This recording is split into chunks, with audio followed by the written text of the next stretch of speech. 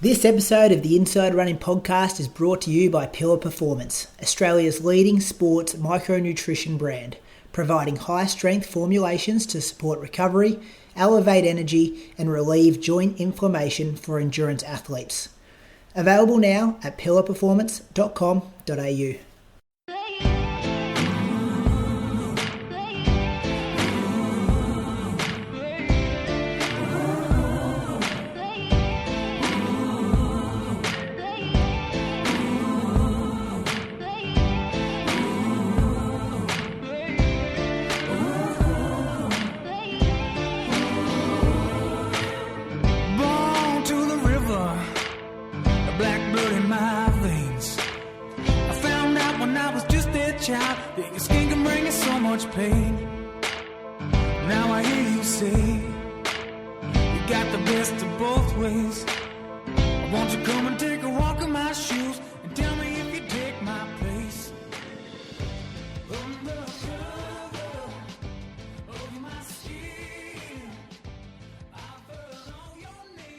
Welcome to episode number 228 of the Inside Running Podcast. Thank you for joining us for another week. Big show coming at you. A lot to discuss this week. We'll go to Japan, talk about the marathon over there, Nagoya that happened yesterday, Box Hill Burn to talk about, Australian 3K champs to talk about, maybe a bit of a preview for the World Indoor Champs that's coming up this weekend. So plenty happening in the world of Australian distance running. Joined, as always, by my co-host up in Canberra, the 347 1500 metre man, Bradley Croker. Welcome to you. Thanks, mate. It's 3:48. But is it 3:48? Yeah, oh, sorry. Thanks for the second. You never correct people when they give you a bit of time, do you? Nah, I'm happy to be honest. That's honest of you. Sorry, I always thought you were 3:47. 48. Okay. Doesn't matter. They're both shit. No, they're both pretty good, I reckon. And the 214 man down in where are you, Anglesey? Julian Spence, welcome to you on the podcast this week. Thanks. Yeah, 214, 215. That's quite the deal. But 1 second, come on. But at the end of the day, you're only as good as your last race. You're a 32-minute man. You're only it's like you planned that. Whereas you're only as good as your fastest marathon PB. I'm a 14:43 man. Straight off the top rope. Hey, I was just talking about that at dinner, Croaks. What date was that race? Your last race? Yeah, it was around like the 20-something of March. Yeah, so nearly 12 months ago. Yeah, so I haven't raced since. Mind you, I paced Sinead for a couple of those sessions. They were half marathon races. They were races for you. So if you're a listener that's just started listening to us pretty much a year ago, you would have only heard you race once in this time. Yeah, well, we had COVID as well. Oh, mate, Canberra wasn't affected by the pandemic. You guys. Bullshit. Everything pretty much got shut down from like August last year. People have still raced more than once in 12 months. A lot of races happened. Yeah, a lot of races happened. How many races have you done, Moose, in the last year? I had a surgery in September. No, well, before then. You've done two this year, though, Moose, haven't you? Two in 2022? I already got two on my list. Are they races or tempos? A tempo within the race. Yeah, so it's been about a year. Been about a year. Oh, well, next one's coming up shortly. You want to tell us about your week, or Moose, do you want to go first? I don't care. Moose can go. Moose, you go, Moose. Tell us what's been happening down your way. Yeah. Life a bit more routine this week, or still pretty crazy with the business? Settled into routine, which was good. The days of like getting there super early, leaving super late. Like this week, there was a bit less of that. So I managed to get some runs in this week. Maybe too many because I got a bit of a sore knee today. The bad knee, the knee that I got the surgery on. I was feeling okay after my long run yesterday. Then I sort of got a bit sore during the day, but then because was it last week that you were saying were you doing some downhill stuff? It was feeling, yeah. When you did that, really good. You did that kind of handicapped trail kind of mountain, hilly kind of time trial, and you said you liked the new feeling of the new knee going down the hills. Exactly. Then Brady, but he also said that he was so under the pump and that running was going to be changing for him, and I think he did about 5 doubles last week. Yeah. Doubles. He also would have had a chip on his shoulder after that 32, though. He was coming back hungry. That changed things a little. I think doubles is okay. If the second double's only half an hour, that's not. No, but the point was, you're so busy. Like if you're getting out for double runs, like you're not under the pump as much. You don't find time for it, Croaks. You make time for it. Yeah, okay. You ever heard that one? Yeah. Kick us off with Monday. Monday, I ran in the morning for an hour, ran on a loop out. Actually, it was a bit hillier than I thought. Than I planned, but felt really good. Like, honestly, just felt cruisy and enjoyed it. Got out pretty early, so it was like sun sort of comes up now just after 7, but the actual sunrise, where you see the sun coming up, is about 7:30. So it's pretty cool to be out there when that happens. There's something special. I call it the Orange Doctor, the sunrise effect. If you're out there before the sun rises and you stay out, like, you kind of see the transition from dark to light. There is something about that, I'm telling you. Just feels great. And I think it's like the same sort of effect that you get when you swim in the ocean, especially when it's cold. I don't know. Anyway, next that afternoon I ran just from work, so starting to find some loops from work, like a double, half an hour, just down to the Geelong foreshore, like the Esplanade area, the waterfront, and then back. Tuesday, did another run. So because of the race, I ran an hour, and I ran in the Adrenaline 22. You boys get a pair of them back? No, you didn't. Yeah. Oh, you did? Yeah, we did. Yep. Yeah, I really like them. Yeah, dark net, like a navy. I'm enjoying them. Yeah. I've sort of pulled them back out lately, actually. Do you find you do that a lot? Yeah, I do. Yeah. I've just been doing it with the Vongo a bit, which... Me too. Yeah, right. Yep. Ran the Vongo on Sunday. I'm like, why haven't I been running in this? I like it. Yeah, I'm exactly the same. But I think it's because, especially if you got little niggles and stuff that you're trying to get over, you don't want to jump in those, like a newer pair of shoes that you might not have purchased in the past. Yeah. And then, like, when you're covering the ground all right and things are going okay, it's like, oh, I'll give that a go again, that shoe. And then, yeah, it's like a bit of a favourite. I think we get caught up in the real soft, spongy shoes. And the Vongo and the Adrenaline are both the firmer, more grounded, stable shoes. I've actually detoxed myself off Nike Invincibles because I was doing too much in them. And, yeah, I'd do all my runs in them, like, but not if I was doubling. And I just took them out. And I'm just like, nah, I've got to get away from that shoe. It's too soft. I think you can use them as a great double shoe.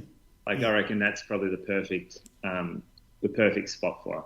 For the second run, you mean? Like, so if you're doubling with, say, 60-30, use it for the 30. Yeah. Exactly. Especially on workout days, I think so. Like, when your legs are a bit beat up, it's okay. Yeah. I think mine are a bit cooked right now, both of them, because I'm not loving them. And I'm loving the firmer shoes. But I think it also depends with how you're running too. When you're struggling a little bit, I tend to like, or you're running a bit slower, I tend to like more cushy shoes. Whereas when I'm starting to feel better, I like something firmer underfoot. But yeah, just get a bit closer to your mic, Moose. Is he a bit quiet for you, Brad?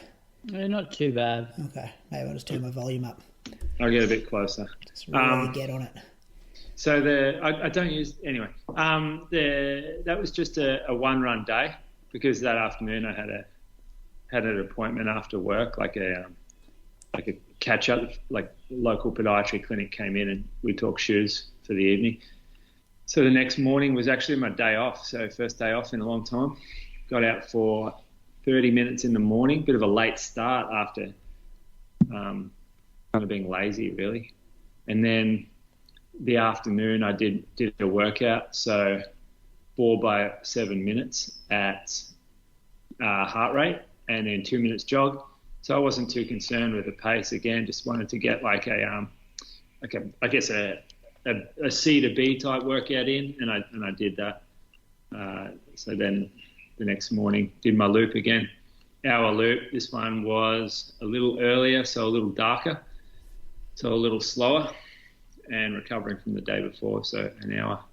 Afternoon, watched him, jumped on the treadie for 30 minutes, and then the next day I did a B workout, I guess you call it for me. So I did an hour on my same loop, but I ran a fartlek out there. So I did a mile to warm up, basically to the bottom of the first hill, and then I'd run the loop. But the plan was to run the uphills hard, and then every time I would be on a downhill, I would jog it, and then if I got to a flatter part of the course or the loop, I would just run like short, probably 15 to 60 second surges, just unstructured. I would just pick out something ahead and run hard to it, and then I would jog until I felt like I was ready to go again.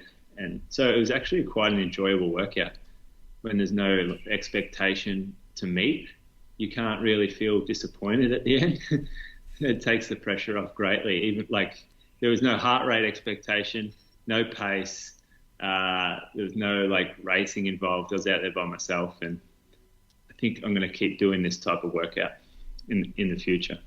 And you can get it done. Like that was an hour. Probably stretch this out to 70 minutes and increase the warm up and cool down. Keep the fartlek around 45 minutes. I reckon that's about the right amount of time. And maybe take it over some new loops so you get different gradients. It's not quite the same as doing hill repeats because each hill is different. It's a different gradient and it's a different length, and it's a different surface as well. So it's a lot more varied, the fartlek, than if you just did straight hill reps. And you don't really recover. Like you go downhill, but some of them are like gradual climbs the whole way, so you don't get a lot of respite on those. Now, that afternoon, I just had a jog in Geelong. So on my way home, I just park at Finesford and run around the river a little bit, ran into the boys who were finishing their cool down. And then next morning was really, like, this was Saturday, so out there at the door a bit earlier and got this big orange sun just come over the cliffs up on the Surf Coast Walk, it's called. It's a trail that runs between Fairhaven and Torquay. And the cliffs that, like, the sun comes up and the cliffs are sort of, they're like that red rock. So they're super dark red, like all different colours as the layers of the cliff go down. And then there was smoke from burning off. They were burning off in the area. You can see I ran a few out and backs because the trails were shut. And it was just a bit of an eerie scene. So that was a good Saturday morning. Saturday arvo. I got home a bit earlier, a bit quieter on Saturday, so I got home and jogged around Anglesea. That was a hard run after knocking off work on a Saturday and having to get back out there. And then next morning had a good long run actually. So went out to Forest Road, Gunflats Road loop, ran 100. Well, no, sorry, that was my total. Ran 27.5k, 2 hours flat, and it was 4:22, but my heart rate was really good. It was sort of low 136, and then I finished this run thinking, gee, I'm going all right. Like I feel good. I felt really good on this run. Knee feels good. And then, that afternoon started to get a bit sorer, and then woke up a little sorer, and I just got to be careful the next few days. Yeah, so no Tuesday workout. Be safe. I think so. Maybe just no double tomorrow. We'll see how we go. If it pulls up well I look back and I think, gee, on Sunday night I was fine, and it's only Monday afternoon now, so it's only really come up today. So I'm not too stressed about it. It does, like, given what the last one ended up with, an arthroscope, I'm not too positive about it, but I'm also not ruling out a short like batch of injury and then back at it. We'll just see how we go. Yeah, because that's a good week, isn't it? 137 it says here, but have you got any stuff not up there? Yeah, I'd say it's more like 145, 146. Okay, yeah, it's a good week. Do 4 of those and you'll be pretty fit. Well, not 4, like 40 of those. That's what I need. It depends on what you classify as pretty fit. You'll be going all right if you do that for 4 weeks. 4 weeks? That's not long enough. Another month of that. That's a solid 5 weeks. You might I've be able to break 32. been out of it for so long. Like, I need at least 4 months of that. When are you starting speed work for stall? Or have you just been doing secret stuff and not put on Strava? Just been doing plyos, do some heavy squats, deep squatting. Yeah, no, there's not much going on for Stall. Not yet. Stall rely on my natural sprinting ability. Okay. Folks, what have you been doing?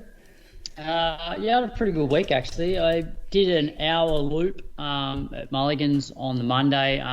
So there's like one loop you can do that's I was about 12.7k without having to sort of backtrack or do multiple loops. So then I just added on a little bit extra just to make it an hour. So that was just 4:22s. And then Tuesday morning did a session on the treadmill, 5 by 6 minutes, 1 minute rest. It's went pretty well actually. I did the same session 3.5 weeks before this, but I only did 4 of them, but at the same pace. So I had it on 17k an hour, which is around 3:30s. And this time around, my average heart rate for every rep was about 4 or 5 beats lower. So average heart rate for most, like the first one was quite low, sort of 155, but then the rest were all sort of low to mid 160s average for the reps. And I think my max heart rate was only 165 or something. So that was just another one of those like comfortably hard sessions. Felt pretty good at the end of it. Wednesday afternoon, sort of midweek long run. So I got through 19k, 4:18s, and listened to the Josh Kerr interview. So that, because it's just under 2 hours. So I started listening to it when I jumped in the car to drive to Mulligan's, and then finished it pretty much just as I got it back home. So really, really good interview. And you'll get part 2 of that tonight. Go top 10, wouldn't it? Top 10 of all time? I guess we're not used to having interviews like that long. And he just speaks so well. He's real honest, Josh. And obviously Luke's got a pretty good relationship with those sort of guys, both having been on the circuit before. So do you reckon Luke very had enjoyable. That stuff written down, or he just pulls those numbers out? Like he'd know races from like his college days and stuff like that, just off the top of his head. Yeah, I'd like to think he did a little bit of research though. Yeah. I would have thought. Yeah. So then Thursday I did 45 minutes. So Thursday now is I try and get through like an hour on the Monday, trying to go a bit longer on the Wednesday. And so Thursday is probably like my shortest run for the week. So I just do like 45 minutes. So 4:20s, and then I actually did a few strides. Because I've been wanting to do strides, but I just sort of get to the end of the run and I'm just like, stuff it, I'm just going to go home. But this time I actually did do some strides and saw a snake crossing the path. So, but it was too far away. I couldn't actually see what it was. By the time I actually went to see what it was, it slithered off into the thick grass. You don't clock your strides on Strava? No. Why not? Count for extra Ks? It doesn't bother me. Just happy to stop the watch after the. But then like how accurate? But how accurate it's going to be on a 20-second thing with GPS? Like I reckon the Coros is pretty accurate over 20. Yeah, I wouldn't read too much into it, and I think I don't think strides are a thing where you necessarily like. I'm on a dirt path, like you just want to feel it, not try and hit splits. Yeah, unless you're doing it on the track. But even then, it's like I think you just want to ease into it and feel good doing it. And if you're looking down at your watch over a 20-second split, you're not really running with good form. So anyway, that's just me. So then Friday morning I went out and did a hill session. So I ran from home down to this road hill, which I haven't been out this since like 2016. I haven't run on this bike path. So it's a bike path that runs next to sort of a major road. So I wasn't really sure exactly how many I was going to do. I knew that I wanted to do 2 sets of the hill around 200 meters. So I ended up doing 2 sets of 7 hills with 3 minutes between the sets, and I was jogging. So the hills were taking me between like 41 and 43 seconds, and I was jogging back in about 70. And then as I said, took 3 minutes in between the sets, and this was definitely all my sessions have been like that sort of B. Like I would say this wasn't quite an A, but it's just higher intensity. And I definitely noticed like the days after this that I was a little bit more banged up just from the higher intensity. But it was nice doing some hills again, because I really haven't done many hill sessions in the last year or two. So it's one thing I'm going to keep doing. Like every probably 2 weeks, I'll do this hill session, but I'll slowly sort of build it up to maybe 2 sets of 10. You got the course record as well. Congratulations. Yeah, thank you. Who had it before you? Still I don't know. Yeah, I guess so. So I basically just went from this. So I measured it out on the GPS, and then I ended up just going from like pole to pole. So it ended up being probably like 230 meters maybe in length. And then just jogged home. Then that afternoon went out to Mulligan's for a double. So I just did a 7.5K loop, 420s. Saturday morning, listened to the long and the short of it, episode 10. So that's the last one for the season. 422s for an hour. Jumped on the treadmill that afternoon. Watched a bit of the rugby league, the Roosters and the Knights play. Just 35 minutes at 12K an hour or 5-minute Ks. And heart rate was really low on that one. I was like in the 120 average. And then Sunday, 2 hours. And so I got through just over 28K, 415s. And I added on, so this is probably the long run I used to do a lot more, which had some hill, like had a decent sort of hill in it over the last sort of part before like a downhill finish. So, decent amount of climbing, 300 and something, for a week of 134K. So it's my biggest week since like early November last year. So, pretty good week, I think. Yeah, you're getting fit. When's that parkrun 5K coming up? Not sure. Soon, maybe. This weekend? No, not this week. Well, originally it was going to be last weekend. That's but what then, I thought, yeah. A lot of people were excited about that when we put it on our Instagram stories. But then I hurt my calf, so I jogged for that week, and I thought, well, there's no point doing parkrun the next weekend, so I trained. And so I'm contemplating, there's a 5K track race in Wollongong on the 2nd of April, so that's 2 weeks from this weekend. So I thought maybe I'd go down there and like race some people as opposed to going to a park run, because I think, I don't know, it's probably easier to do it in a proper race, whereas if I go to park run, it's a time trial basically. Yeah, I like that. How far's the drive for you? Like 2.5 hours. Yeah, maybe a bit more, 2 3/4. Yeah, I like that. That's a good idea. They'll live stream that too, won't they? We'll see. I don't think so. One of the guys I coach is doing it. He'll run about 14:45. He'll beat you. Yeah, okay. He'll be right next to you. Yeah. Ooh. Sam, if you're listening to this, we'll start tapering for this race already, I reckon. Doesn't like that, Croaks. Croaks. Croaks did not like that. What do you reckon? What time do you reckon you'll run, Croaks? Because 14:42 last year. Yeah, I'm not that fit. Like, I don't know. Like, and that's the whole. I just want to get an idea of where I'm at, so I can actually start sort of training to paces, based on my current shape. I think like 15:10, 15:20 maybe. But you got years and years of training behind you as well. Yeah, but I missed 6 weeks training with a calf and COVID, and then I've basically had 3 weeks over 100K since December, so that's not much. Yeah, your Strava's not looking great here through Jan. Have a good rust buster for you before stall though. Yeah, about that. Stall's not happening for me. It's happening. It's definitely happening. We've got some time to talk you into it.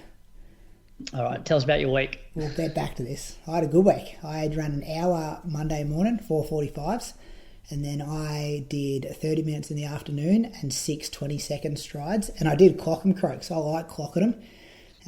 GPS was telling me I was running like 2:25, 2:30 pace, so I'm hoping that's right, because that's pretty quick. Thoughts on this, Moose? Clocking your strides when you're out there just trying to like... I wasn't chasing a time.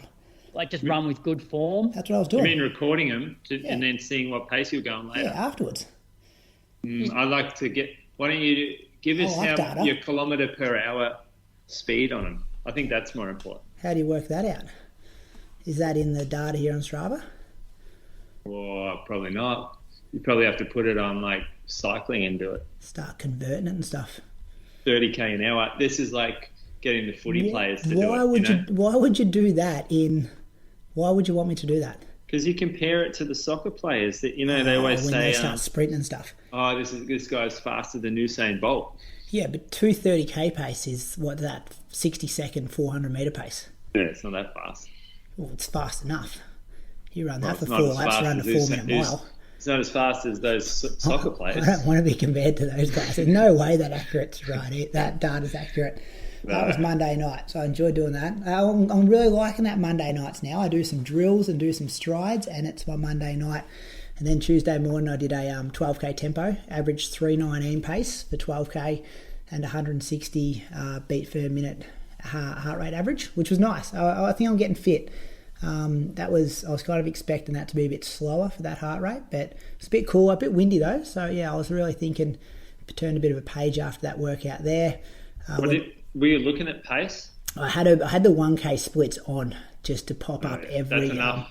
That is enough to change how you're running that workout. But I also had heart rate. That was the most thing I was looking at.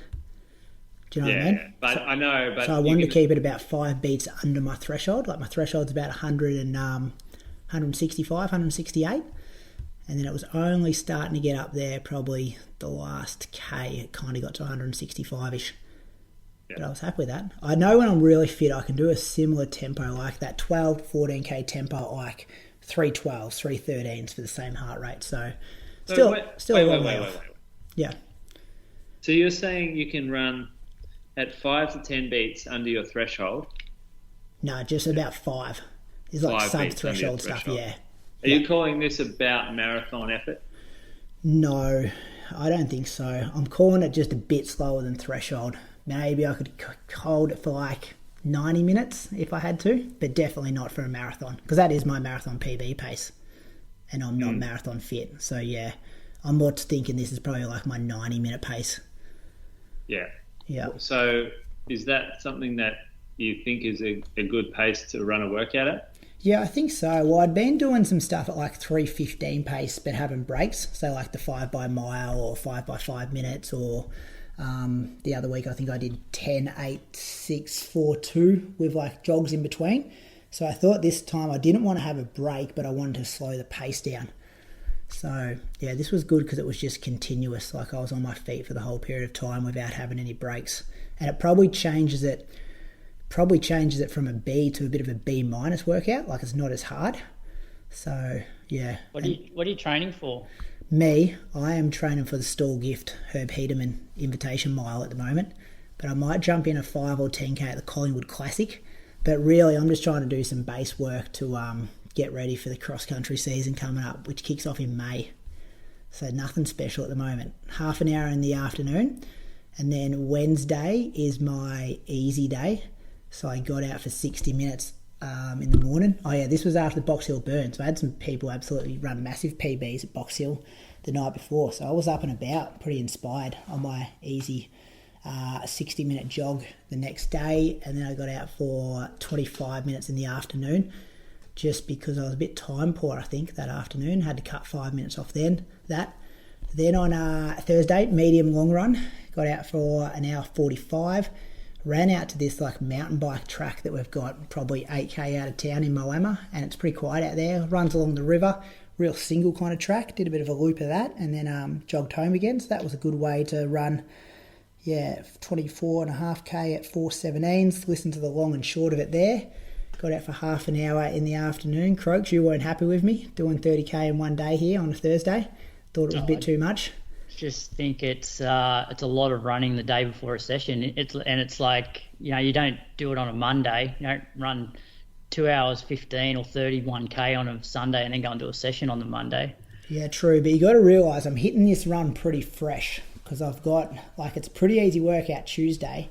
Wednesday's a recovery day. So when I'm starting this on a Thursday morning, I'd nearly say like I'm full freshness. So that's a bonus. Yeah, so you're fresh for the non-session day, and then you go and run 31k, and then you're not so fresh for Friday. Yeah, but say like I'm sitting on the start line, or not start line. Say I'm running out the driveway of that medium long run, and I'm like 10 out of 10 freshness, and running an hour 45 on the flat, and then 30 minutes in the afternoon really doesn't take. I know it's 31k or whatever it is on paper, But I think there's a big difference between doing 31k in one hit, like you would on a Sunday long run, and doing like 24 and then 6. You agree? I still think it's a lot day before a session, that's all. But. Yeah. So, yeah. Anyway, I feel fine like doing that, especially Thursday's my day where I'm at home with Hudson, so it's a really low-stress day, not doing a lot on my feet. Still pretty hard looking after a toddler, but it's not kind of a working kind of labouring kind of day. And then I think the proof is in the pudding, because when I met Archie to do the warm-up on the Friday morning, if I was struggling, there's no way, like, I think our second K of the warm-up was, like, yeah, we went 424, 421, 409, like just chatting away, 405 back to the car. So, like, if I was really battling off that bigger medium long run day, I think that would be more like 445s. So, yeah, I felt fine for that Friday workout, which was 7 2-minute reps at around 3:03 pace off a 60-second jog. Then went to work for the day, and then 30 minutes after work. Pretty happy with that run after work because it was a long weekend kicking in. Easy hour on Saturday morning, and then 2 hours and 10 Sunday morning at 3:58 pace. Archie and Fabian were keeping me company for a bit of this one, and then a bit of solo running afterwards. So, 162k for the week. Nothing special in there. Workout's pretty light, but a good week in general, I think. Like 2 okay workouts, a good medium long run, good long run, some good fast strides to keep in touch with the speed. And yeah, I was pretty happy with that. I think if I can do a few of those, I'll be going all right for April, May. That's the plan anyway. Base building, boys. That's what I'm calling it. Base building. Very good. Had some good other things happen in my life as well. You guys been watching Drive to Survive on Netflix? I'm glad that's back in my life. You guys watch that? I saw it's up. I haven't watched it yet.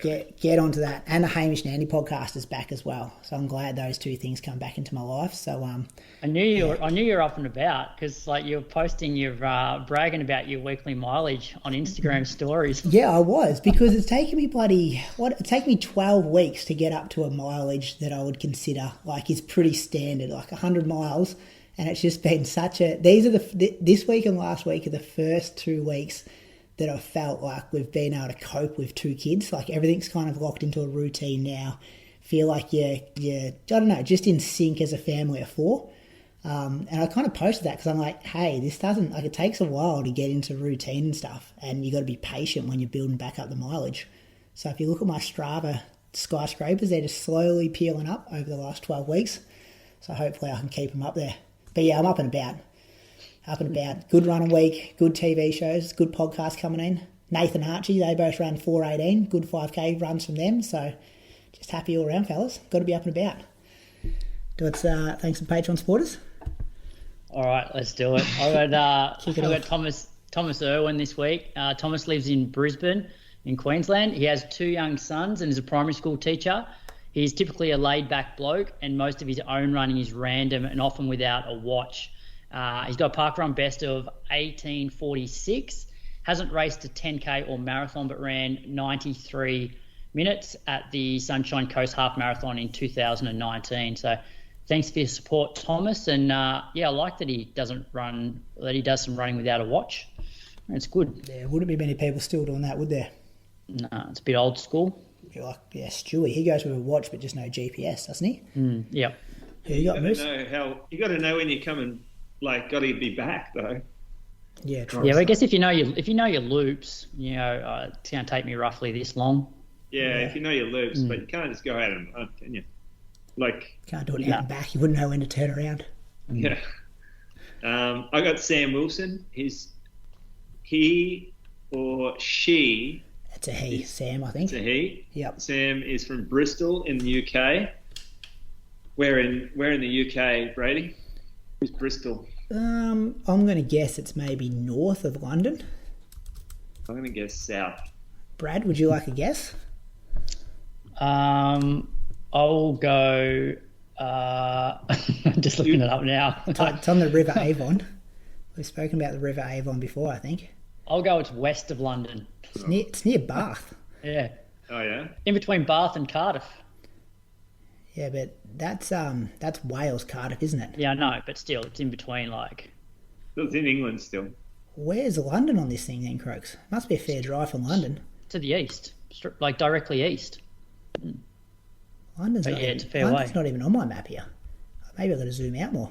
This is great listening. Anyway, Sam has run 16:38, 33 minutes flat for a 10, 71 for a half, and 2:36 for the marathon. Oh, okay. If he's run 71 for a half, he's got to go faster in the marathon. Has to. Could be an editor and content manager with more than 8 years experience developing quality written content for print and digital. Would you go on a LinkedIn profile or something, Brady? Yeah. Don't know if it's the same Sam Wilson, but that's why it could be. Do you have a LinkedIn profile? No, I don't have one. Do you? No, I don't have one. School teachers don't need a LinkedIn profile. Neither do business owners. Don't they? You could do some good networking on there, couldn't they? Entrepreneurial stuff. Isn't it for getting jobs and stuff? I don't know. Yeah. They need a job. I don't know. Whenever anyone talks about it, I don't know what it is, but I just reconnect with all your Navy mates, Moose. Sounds real douchey. No, that wouldn't be on LinkedIn. That'd be in jail. Navy hasn't had a mention in a while. Good to bring it up every now and then. There you go. Navy and Chico State, two things that just roll through. How is Chico State? How'd they go over there indoors, Moose? Do you know? No indoor season. They don't have the cash for that. Oh, they're in a different division. No, well, there is... Oh, is there indoor division? I don't know. No one does it, though. It's outdoor. Okay. Outdoor and cross-country. Talk about that later on. Marianne Fenton, I'm going to thank you, from The Gap in Queensland. Ever been to this spot, boys? The Gap? Sounds nice.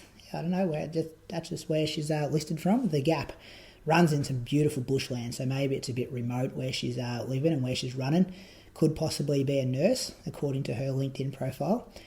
She ran 1:39 at the Brisbane Half Marathon in 2019, and she has 93 photos on Strava, and they're all of like bushland, just like nature shots. So if you're looking, appreciates the Green Doctor. Yeah, if you're looking for the Green Doctor, if you're looking for some nature photos, Marianne Fenton on Strava is where you should be heading, because she's run in some beautiful locations.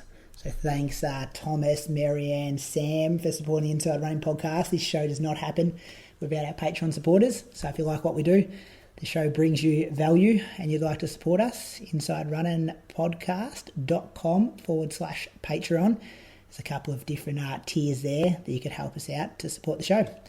Running news, fellas. There's a lot of you. Who wants to kick things off? Me. I'm kicking things off. Box Hill Burn. Tuesday night this was. A big week of racing when we're talking about things that happened last Tuesday night. There was a 1K race on. Claudia Hollingsworth got the win there. She ran 2:42.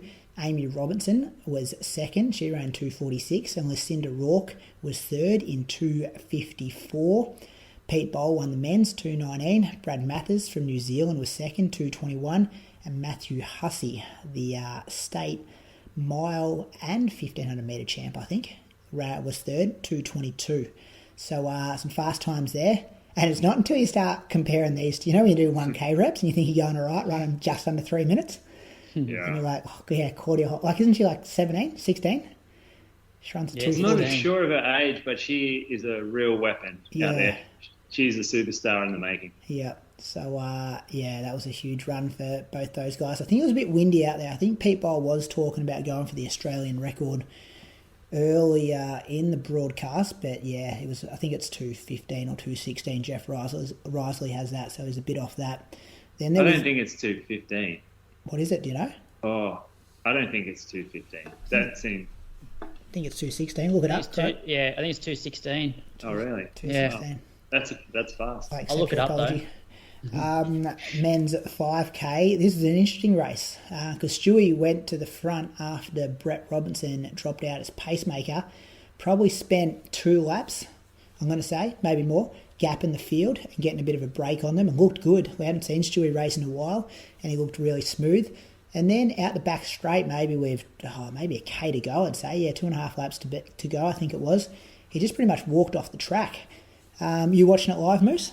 Yeah, I was. Had a big gap. It looked like the race was kind of sewn up kind of thing. And then he walked off the track, which left Sam McEntee, who was the only one who went with his move when he did make that move, out there by himself. So he ended up winning the race in 13:36. Jack Bruce was second in 13:46. Jimmy Hansen was third in 13:49. Any comments there before we go to the ladies? Been a bit of press about Stewy, like COVID or booster. I couldn't read the booster article because it was behind a paywall, but do you guys know anything? No, I don't. I've got no word on it. I haven't really asked though. Yeah. Other than he's withdrawn from World Indoors. Yeah. But it made me think, Moose, remember how when we had him on the show, we both had COVID. Yeah, you guys made the joke that he didn't have it, but you guys had caught it in your hometowns. Yeah, and then one of the articles said that he caught it earlier this year. I was like, oh, imagine if he caught it like within the week of being on our show when we both had COVID, even though you can't catch it, obviously, but off us. But yeah, so not good. Yeah, not good at all. So we'll watch this space to see. Hopefully he's back sooner rather than later. We will put those links to the newspaper articles in the show notes, so you can have a read up on that yourself. And 2:16 is the Aussie 1K record. Jeff Risley? Yeah, 2:16.09. Oh, pretty close to 2:15. What year did he do that? 2014. Yeah, it's been around for a while. Mistrava. It was interesting watching those K races because you see the people that treat them like they're like just 200 metres more than an 800. And then there's people that treat them like they're 500 metres less than a 1500. Do you know what I mean? Yeah. So there's guys that fang it and then they're like, oh, I'm usually cooked at 700 into an 800, but I'll try hang on. And some big blow-ups when you're watching it that way. Women's 5K, Rose Davies won that in 15:23. Calli Thackery was second in 15:26. Caitlin Adams from South Australia was third in 15:36. Bit of a breakthrough there for Calli Thackery. I reckon that'd be a huge PB running 15:26, 3 seconds behind Rose. Rose was solo from a long way out when she went to the front. She was impressive, Rose. Like she was on 15, like she was pretty much on 15:10-ish pace up until like the last maybe 600 metres, and like she found the last 600 really tough. But given the conditions, like she looked really, really good until the bear jumped on her back in closing stages. Yeah. Vic Milers Club, Moose, just quickly go through the winners there. That was Thursday night. Yep. Men's 15, William Lewis, 3:45. Women's 15, 4:14. That was Abby Caldwell. Mitchel Langborne won the 8 in 1:52, and Amy Robinson, 2:05 winner in the 800.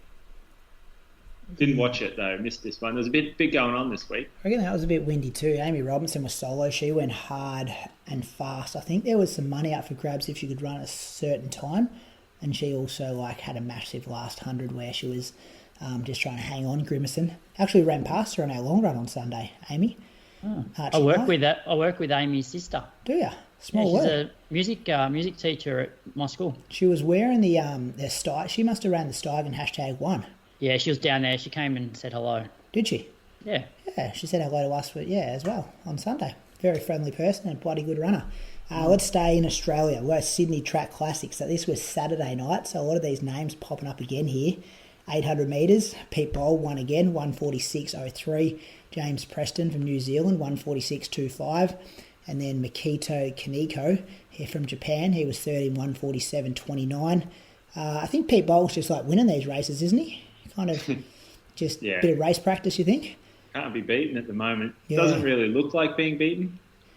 This guy pressed him a little bit. Preston pressed him. Mm-hmm. But still, it just didn't look like it was going to happen the whole race. He just looked in control. And good little improvement on his Adelaide time as well. So time's slowly coming down as the season progresses. Yeah.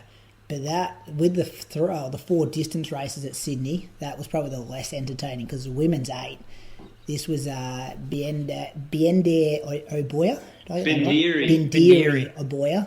She went hard. Did you see what she went through in? Maybe like 56, 57?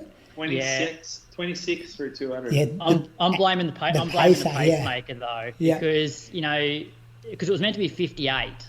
And, if you're racing and you've been told that, pacemaker is going to go 58, you're going to, jump on the back, And I think the problem with for Bendiri is that, coming from a 400, a 56 probably doesn't feel that fast, but you get to 250 to go and the 56 starts to hurt you. She was pretty impressive, though, because she held him off. Very. It looked like Claudia Hollingsworth was pulling her in. Tess Kersop Cole was also, but she found something more in that last 100 to like kick away again. The second 800, she's ran 201.9. Hollingsworth was second in the PB, 202.34, so a big week for her. And Kersop Cole third in 202.64. So I think there's a few PBs further down the list there as well. So just shows how strong women's 800 metre running is. And you chuck, Lyndon Hall, Kat Bissett in those races. Going to be pretty exciting. Then the 3Ks, Moose. You'll tell me about these ones.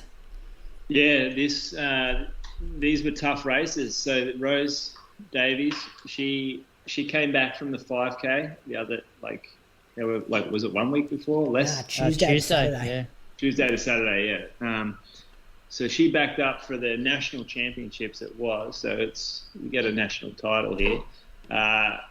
It was a slow race, the women's. They went out in a very slow click, 3:15 for the first kilometre. So there was a big bunch. There was a lot of odd movements within the bunch, like running 3 wide and up and down the side of the packs, that kind of thing. And Rose, she was stuck in the middle basically. So she tried to, I guess, avoid being on the front, but wasn't out the back. And it was a pretty dangerous little position for Rose, I reckon, when the group maybe isn't the most experienced group getting around on the track. So there were some kind of track novices out there, and they were making some odd moves in and out of the bunch. So she eventually found her way to the front. I think she probably just got a little frustrated with what was happening, and then she decided to start jamming the pace on probably around. It was 3 laps to go. It was quite early for someone who's got there. Like, she could have put them all away in the last lap. Yeah, but she probably could have. But she had to. It was a very slow pace, and so I think her strength will still be in that kick down. Like she's still a fast 10K runner, a fast 5K runner. We've seen her win different ways now, and so this was sort of like she's the strongest runner in the field. It did get very close towards the end. Nat Rule. So after run the bridge in Hobart, we thought we saw a breakthrough there, and I think she pulled out of the last track race. Maybe didn't finish. Yeah, it was the Tuesday. Box Hill. So she went DNF at Adelaide, really good run at Hobart, DNF at Box Hill, really good run at Sydney. Yeah, so she's going to be a real wild card come Nationals time. She ran 9:06.68, so was that another sort of semi-breakout from Nat? And then Holly Campbell, big run from Holly as well to run 9:08. So this was a good race. I enjoyed watching it. Yeah, well, Paige Campbell and Jenny Blundell were behind them as well, like quality runners, not in the top 3. Holly Campbell, she covered every move. Like, she tactically was, really good. I had Jenny Blundell for the win, like with probably 500-600 to go. I just thought that she would have that leg speed, and she's run some fast 5Ks as well, so she has the strength. I just thought that was made for her to finish off well. But yeah, just got dagged from that pack as they picked it up. I thought Nat had Rose, like 150, 200 to go. She gave her a real scare. And then the men's race. Oh, sorry. Nat Rule certainly putting her hat in the ring for most improved athlete this year. Did I pick her at the end of last year? No, mate. I reckon I said watch out for her. I think you had Sinead. I had Claudia. I think you had Sinead for all the categories. Yeah. Sinead. We'll get to Sinead in a second. That nearly broke my heart yesterday. But anyway, we'll go to the 3K. Yeah, so the men's was a faster affair, but it was almost perfectly run for fast times because the pace was on. Well, they had a pacemaker, didn't they? They did have a pacemaker, women's didn't, yeah. Yeah, they had a pacemaker, and it was well paced as well. It just seemed to be like strung out perfectly, 1 to 2 wide throughout the pack, and the right people getting to the front to make the pace honest once the pacemaker dropped out, which was probably at like 4 laps in, was it? About that. Yep. Can't really remember, but it came down to 1 lap to go really. Sam McEntee went for it. He went for it a bit earlier. I had him for the win just based off his Tuesday night run. Or was it the Adelaide run, the 5K at Adelaide? Yeah, both of them. What am I? Both of them, right? Yeah. So I had him for the I had him to finish off, mainly considering that the 5K in Adelaide where he tore the field apart on that last lap. So hang on, you had him out kicking Jai Edwards. Yeah, I did. 349 miler. I did, because of what I saw the couple of weeks before. Because his strength stuff. We haven't seen Jai yet. We've seen Sam. You're going to put money on someone that you've already seen. And Jai, we know how good he is, clearly, but we also know that he's sort of had some injuries. Yeah, so true. how much there was. Yeah, not sure which Jai you're seeing. Yeah, that's right. And so Cameron Griffith was him and that other fellow in the Oregon kit. What was his name? Mick Stanovesk. Yeah, so he looked really good, actually. He was sort of... Very good technique, isn't he? I had no idea. The look of his no running, idea who he was. We had to do some Googling on that one. Luke Matthews helped us out with there. It's 25. Eligibility as of 28th of Feb 2022 to represent Australia. What do you mean? It just says on his profile that as of 28th of Feb 2022, eligible to represent Australia in national representative competitions. So he must have just become Australian, this guy, which is why no one's ever heard of him. Probably need some more info on this. Anyway, he's around 339. Down the back straight, we had a big move come from Jude Thomas, the 19-year-old. So he flew around the back straight, went from probably 6th to 2nd or 1st, and that turn of speed was quite astonishing, given that they were already probably running 60-second pace at the time. He's just come around the side of them, and all of a sudden you remember how promising he is as a talent, and how his pet event, I think, is more like the 15. So he had the wheels there, and he's come around, and then it's been a real dogfight down the home straight. So between Jude and Cam Griffith. Cam Griffith was coming strong from behind, and he sort of had Jude for a little bit, and then Jude took it back, and then Cam. It was right there, but so it showed a lot of toughness from the younger Jude to take that win. I thought 7:47, and then 7:47 with a point was at 0.4 of a second behind was Cam Griffith, not Griffiths, and then Sam McEntee was 7:47.56. So really very close. Only 30. What do you say that? 0.3 of a second between first and third. Yeah, very close. Good race. It's and there was 14. I've just got the results here. 14 guys under 8 minutes. Some of these guys are getting spat out the back. Then you looked at the results. You're like, oh my god, they've all had blinders. Yeah. What a race. I know. You got young kids as well. Like Thomas Diamond ran 7:57. Jarrett Clifford, first guy under for his character, his classification 7:56. Yep. Craig Huffer 7:54. Isaac Hayne, who had him on the long and the short of it the other week, 7:48. So, question for you. Now, this was a question. Michael Kernahan, I picked him up on Sunday morning, took him out to the long run, and he said to me, "What's better, a 19-year-old running 7:47 or a 17-year-old running 7:57?" Can you say that again, please? So, his question. Yep. What's better, a 19-year-old running 7:47 or a 17-year-old running 7:57? I'll say the 7:47 because it's on the board, and who knows what happens to a 17-year-old over the next 2 years. Yeah, you got to factor in that he won the race as well. I think, he won the race and beat some open guys who have been around for a long time. Take out the race results. You see this on paper in 20 years, and you see this and go, "What's better?" My reflection of this was, I said it to Zachary and Mattress after it. I'm like, can you imagine you're a pretty talented under 20 kid and you're running 8:25, which is pretty good, and then you see these results? The depth, you just give up the sport, wouldn't you? The depth's incredible. I remember 10 or 15 years ago, if you went to a major 3K championship and someone was running low 750s. Didn't you come third in this race, Crooks? Yeah, I did. What'd you run? 8:20 something. Yeah. But even Mottram and Collis, they wouldn't have run faster than this when they got gold and silver. But my point was that back in the day, it was like if guys like domestically were running like low 750s, you're like, that's an incredible run. Yeah. Whereas now you've got like 12 guys, in the one race doing it. Like, remember when Bucks ran 753 or something? Was it 754 maybe? Box Hill Vic Milers Club. And we're like, what on earth did we just see? Yeah. And then this race, look at this race, like you've got like just everyone running under.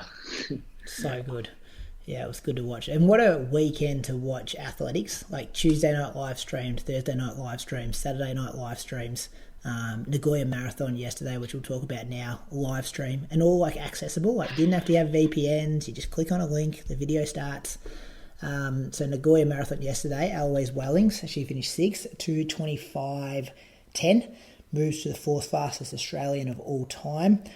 Now I think she's the quickest person in the qualifying period. I'm happy for you guys to correct me there if I've got that wrong. 71:48 through the half marathon split. A remarkable 5 months. Like London Marathon debut, 2:29. Then she turned around to run Melbourne, 2:29 low, PB. And that wasn't long after it, like October through to December. And then she pushed Rose at Zatopek with that kick down to come second at Zatopek in Jan. And now she's come and done this. Like, I don't know what she's having for breakfast, and she's got 2 kids. Whatever she's doing, it is definitely working. That's a huge performance, boys. Yeah, well, it was. She's got the pedigree to run fast. She's been our premier distance runner for like a decade, I reckon she was, in the 10K and the 5K, and we knew she was an all-time Australian runner. It was just whether she could string the training together to make the marathon work for her. She's had a lot of bone stress injuries in the past, and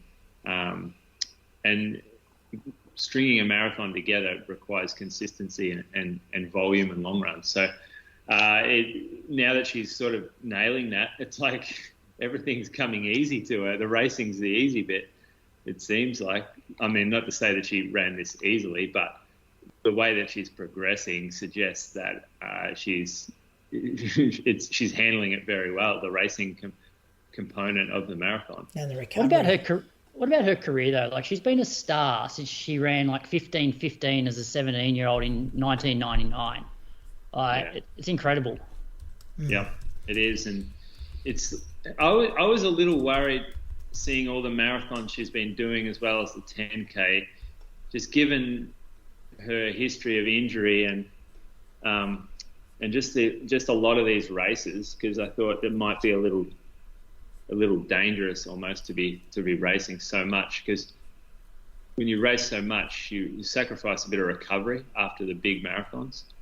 But it hasn't seemed to affect her, so that's good. Yeah, she was racing overseas in 1998.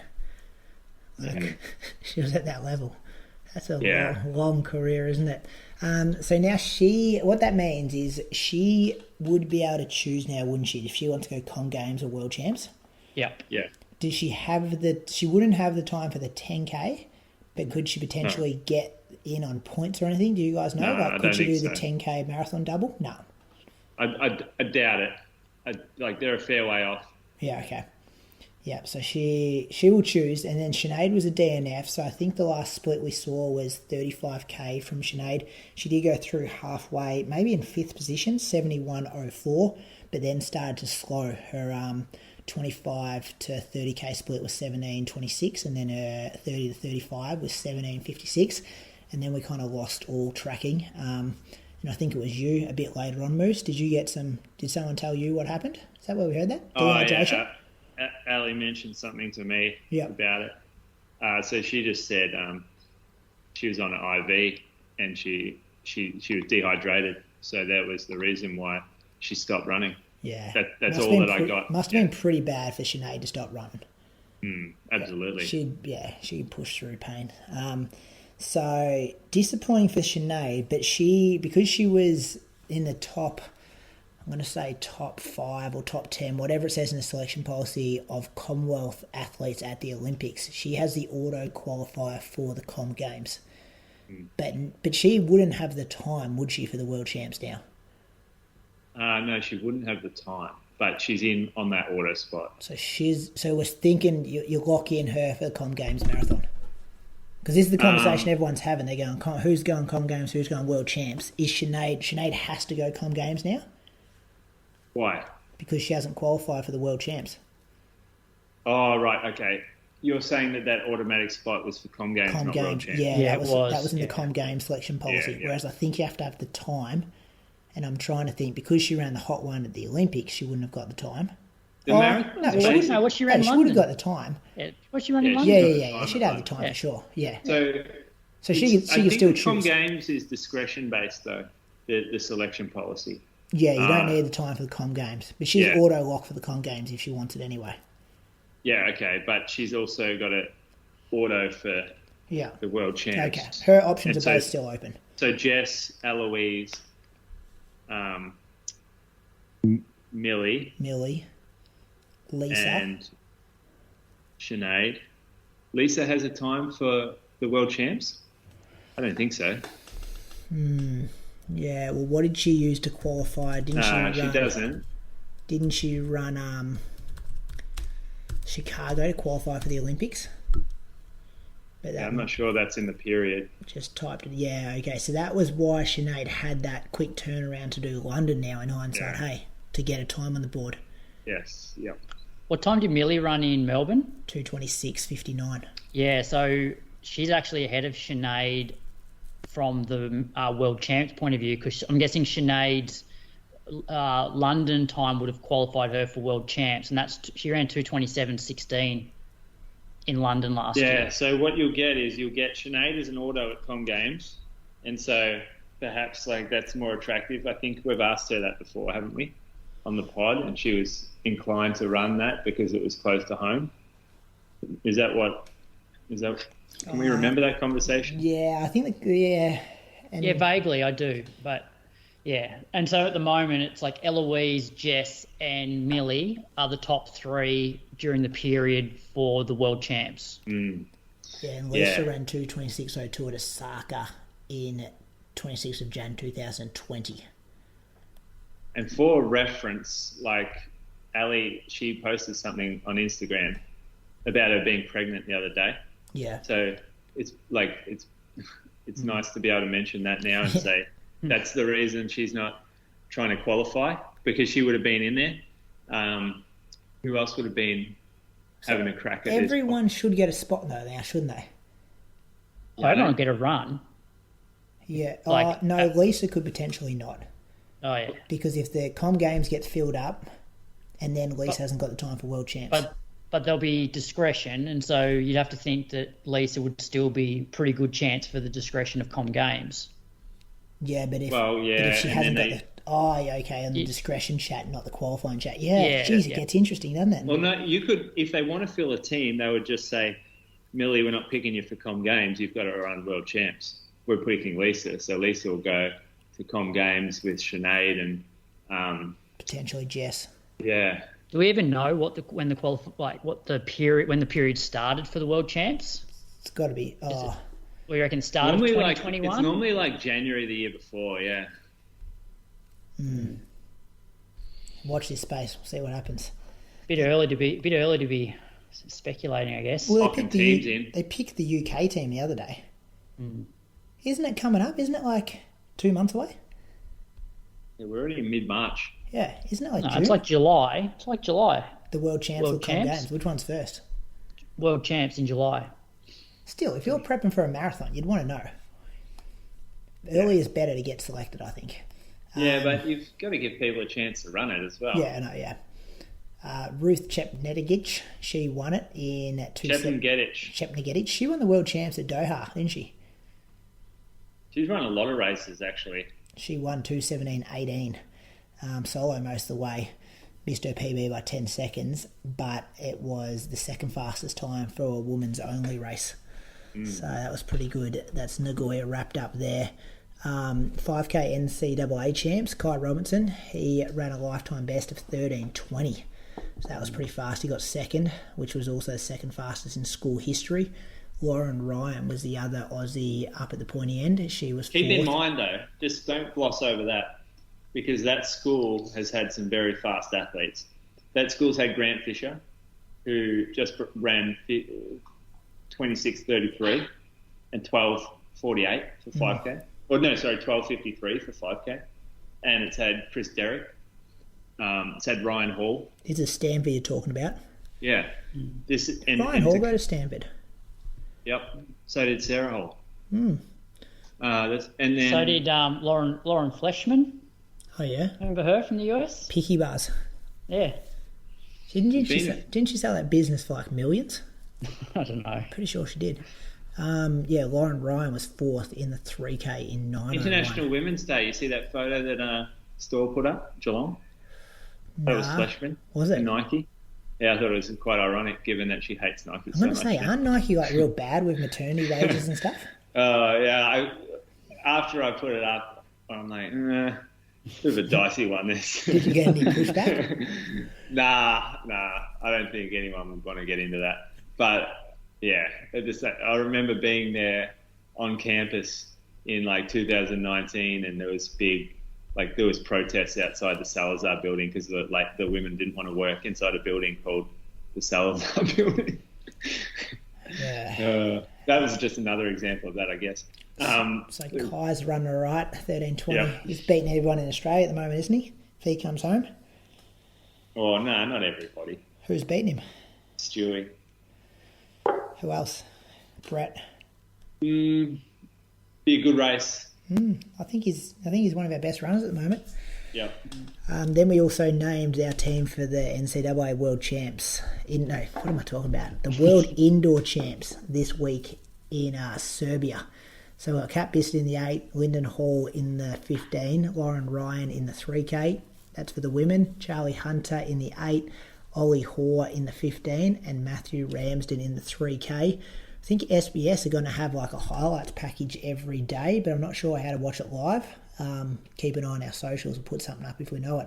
I think you missed Jess Hull as well. In both sorry, the 15 Lyndon and Hall the 3K. and Jessica Hull. Yeah. Has she chosen which one? Is she going to do both? I'm not sure. I guess you do whichever one's first, and if you don't make it through, you do the next one. Next one. So actually, we've got to see Barega's running the 3K. And that Aragawi as well. That's going to be quick, that 3K one. So that's that. All right, this next segment brought to you by the 2022 Keyser Great Ocean Road Running Festival. Thanks again to their support. We heard from them last week. Going to hear from us again this week talking about it, but we've got a special guest who's going to be helping us out on the podcast this week. He's been on the show a couple of times and a very familiar racer down there at the Great Ocean Road and on the trails down there. He's the Surf Coast Century course record holder. He's the 2019 Australian Male Ultra Runner of the Year. He's also won the 60K down there at the Great Ocean Road. And some people say the second best runner to come out of Ballarat behind Steve Monaghetti. Ash Watson, welcome back to the Inside Running Podcast. Hey guys, thanks for having me. Nice having a chat again. No one's ever said that. That's what a lot of people say.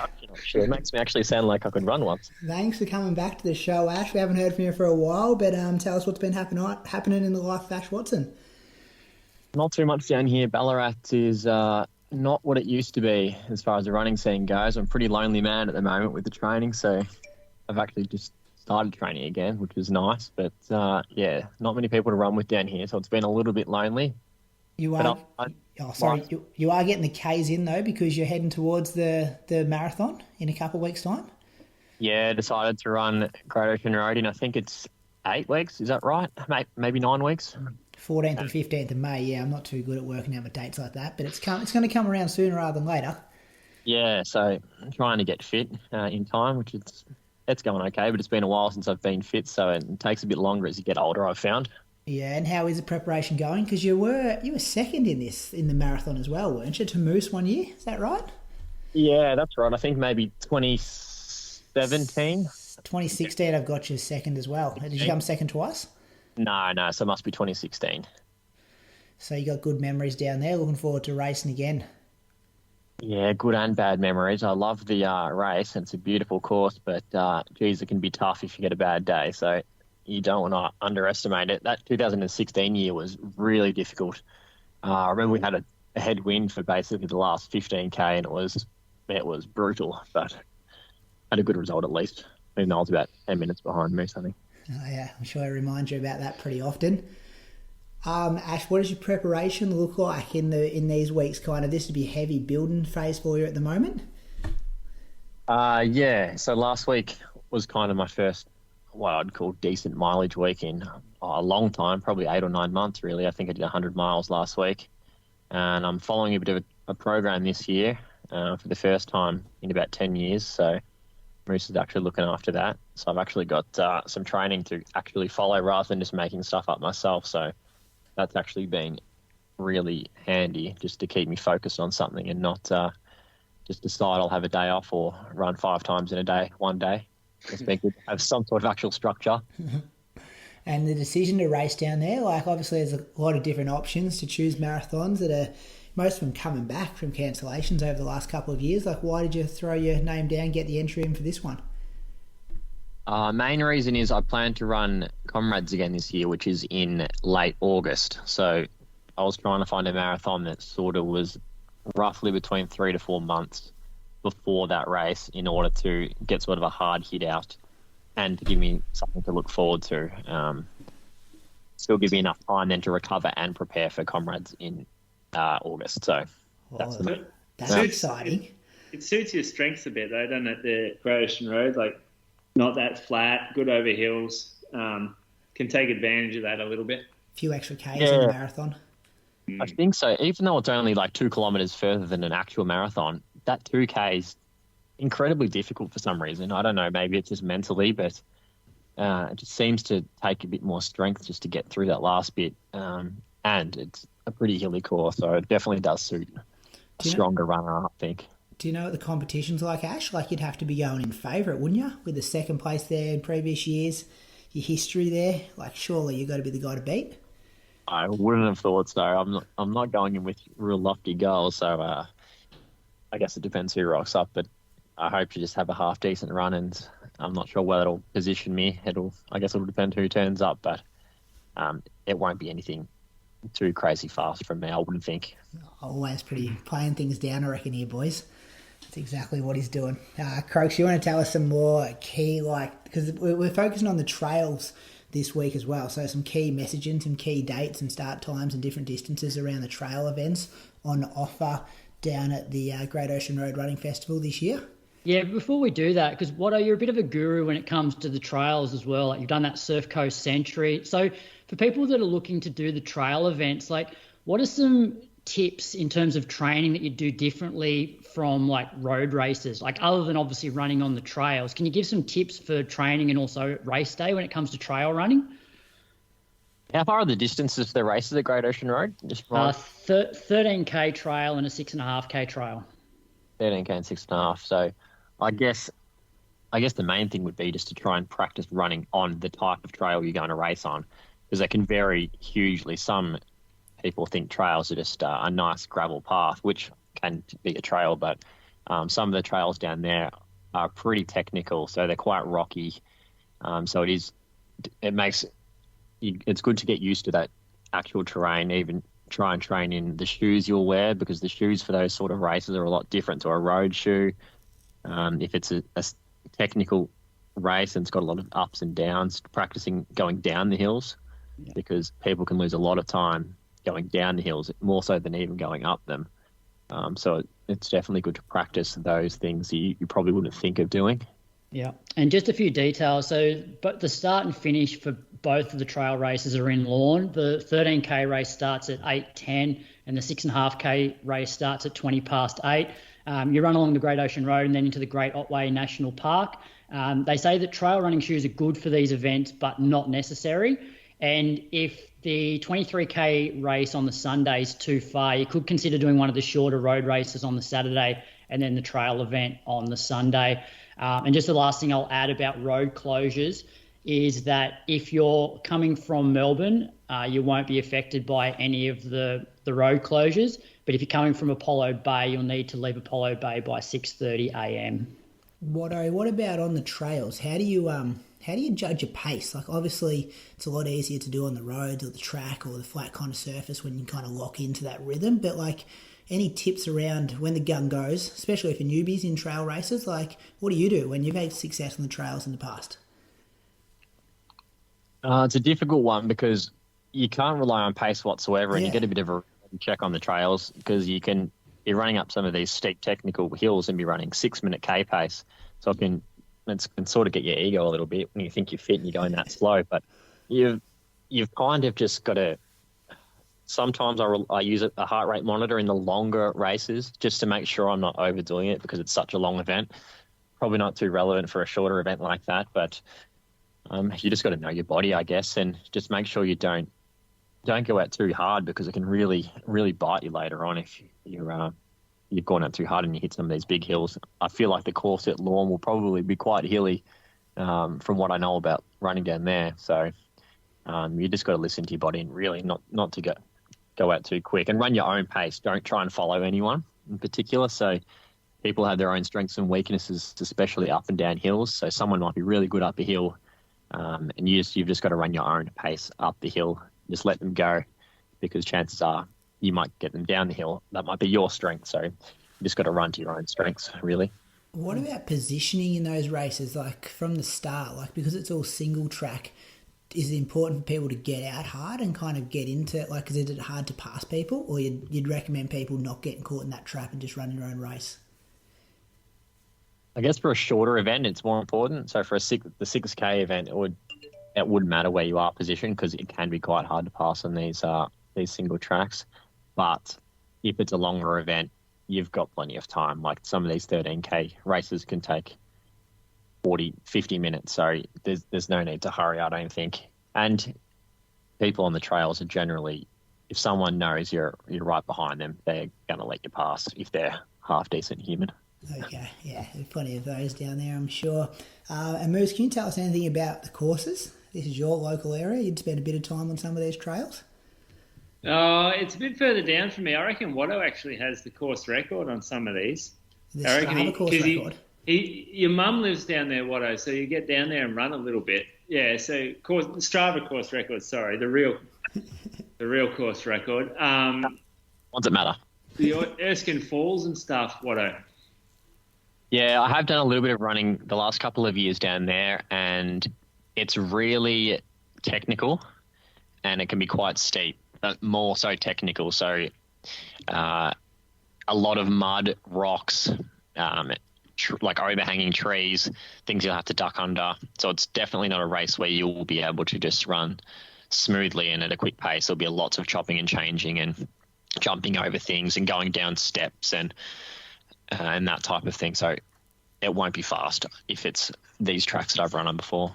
No, they're kind of, the 13K actually goes out in reverse to the Mountain to Surf loop, and it actually runs out on that track. So it's not the Erskine Falls loop. It's okay, yeah. So it's not so.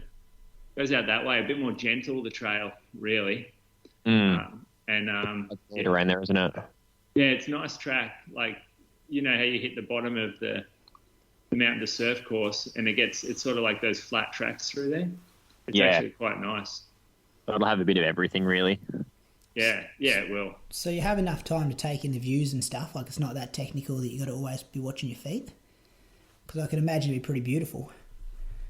Yeah, it's in the bush, so it's trail running is nice because you're surrounded by forest, but you do have to pay a little bit more attention to what's happening under your foot. Bit of green Dr. Moose. Yeah, definite green Docker territory out there. Awesome. Any other questions for Watto before we let him go, fellas? Just Watto, I heard you went down to Dr. Spencer's physiology lab and did some testing. How was he? Yeah, he was okay. I wasn't very good though. I didn't last long on that treadmill, but he's got a good setup down there. That lactic meter is really good, actually. I wouldn't mind one for myself if that went so expensive. I can't afford the gadgets Moose has at home, though. He's learned how to use it then. Business decision, business investment. Did he charge a full price, Watto, for the testing? Oh, of course. Yeah. Hey, it does not people surprise charge me. $300 for this. I am the cheapest bloke in town. Don't worry about that. I feel like So, because I could only last about 12 minutes, so it wasn't really good bang for your buck for me. Yeah, should have got a half price, I reckon, if you only took up that much of his time. Just a pretty common theme in your life, Watto. I'm looking forward to seeing how. I'm going to move on from that because I'm looking forward to seeing how you're going to go, Watto, down there. I've got you as race favourite. I'm pretty sure you'll be coming in first across the line there, picking up the prize money. And you'd be, because it hasn't happened for the last couple of years, has it? So you'd be the first winner since Nick Earl set the course record. I'd have that right, wouldn't I? No, I believe there was one last year, yeah. Who won last year? I fully forgot that. One real quick. I remember that much. It was maybe like... You say that every year that you don't win. Well, it isn't. Okay, so there was one last year. So yeah, they must have got lucky with sneaking it between COVID races, between COVIDs, I think. Registrations for the 2022 Keezer Great Ocean Road Running Festival are now open, so you can visit greatoceanroadrunfest.com.au. Thanks, Watto. Thanks, guys. See you, mate. Thanks, Ash. Listener question, Croaks. All right. Genuine question for one of the episodes, and I really don't mean this as a dig at you or anything, because the pace all three of you run is pretty insane and inspirational. But what do you think the difference is between sub-elite runners like yourself, say sub-220 pace, and elite pro runners, say sub-210 marathon pace? Is it a case of the pros dedicating all of their time and energy into pro-level running, or has it got more to do with physiology? From that question, if you could go back to your early 20s, what do you think you would do differently to crack it as a sub-210 marathon pro, for example? Would you trade differently, sacrifice other things like family and careers or something else? I know Julian will claim he's elite anyway, but genuinely interested to see what you think it would take to reach the next level in marathon running. And that comes from Ryan. Good question, Ryan.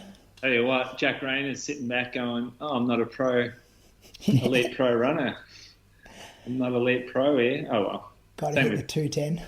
210 and then you're elite pro. It's got a combination of things, definitely physiology. I mean, without the physiology to do it, you look at someone running under 3 hours, you need a good batch of physiology to do that. To run under 230, you need an exceptional physiology, and to run under 220, then you need exceptional physiology with a lot of other good things going your way too. I think that, I mean, it's $1 million question, isn't it? Like, how do you get someone from 220 to 210? Or in our case in Australia, how do you get someone from 211 to 29 or 210 to 28? It's a difficult question. It's not so much the pros dedicating all their time into pro level running, because a lot of them have proved that once they started working again, they actually started improving on the times that they ran when they were a pro. Yeah, and some of them run ridiculously fast off not a lot of training as well. Like, some guys are that talented, they can do 100, 120 Ks a week and still run amazing, like times that we're never going to get near. You know, like George Beamish from New Zealand. Like, I don't think he does many miles and just can run low 330s to 1500. Like, that's talent. Like, and you often see it when they're kids, don't you? Like, what kids are talented through and you'll see it with our best runners, like the Gregsons and the Brett Robinsons, and not so much Stewy. Like, he was there, but he wasn't a standout like those guys. But it's identified early that these guys have the makeup to be really good runners. And then they put training on top of it, and then they do that for 10 years, and then they're amazing. Whereas maybe you got a bit more talent than Moose and I, Croaks. Like, you'd have to a bit more talent there. Moose and I just like grind away to get to our PBs. But, I don't reckon I've got much. I reckon I grinded away. I wouldn't say that I have much talent, and geez, I don't. You dedicate yourself. And it wouldn't have mattered what I did 20 years ago, or when I was in my early 20s. There's no way I was going to run sub 210 for a marathon. You reckon if you went to college, though, like, you might have got down to 340 for 15? I don't know. Like, who knows? Like, I think in getting to the question, there's part where, like, what would you change if you could go back to your early 20s? I think it's, for me, and I think just about every old guy says this probably to juniors coming through, is just be patient and, like, don't think about so much like the next like Brady, where at the end of the training week, string together 4 more weeks of those and you'll be fit. Like, get away from that mentality and just train within yourself for years and years and years, and don't miss any training, and that's going to get your best result. Yeah, but yeah, that's a good thing to say to someone when they're younger. But is it gonna make them a 2:10 runner, or is it going to take a gamble to make them a 2:10 runner and go, I'm going to try, like, maybe I run, instead of 120k a week for 2 years, I'm going to see if I can run 160k a week for 2 years. And at the end of those 2 years, if my body decides it can handle that, I'm in a much better place to try to run 2:10.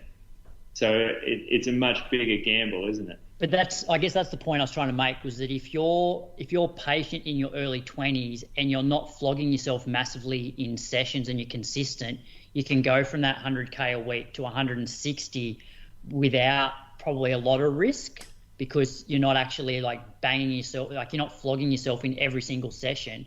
And then if you can string together more of those 160k weeks, like that's probably going to be the thing that's going to make you closer to a 2:10 marathoner.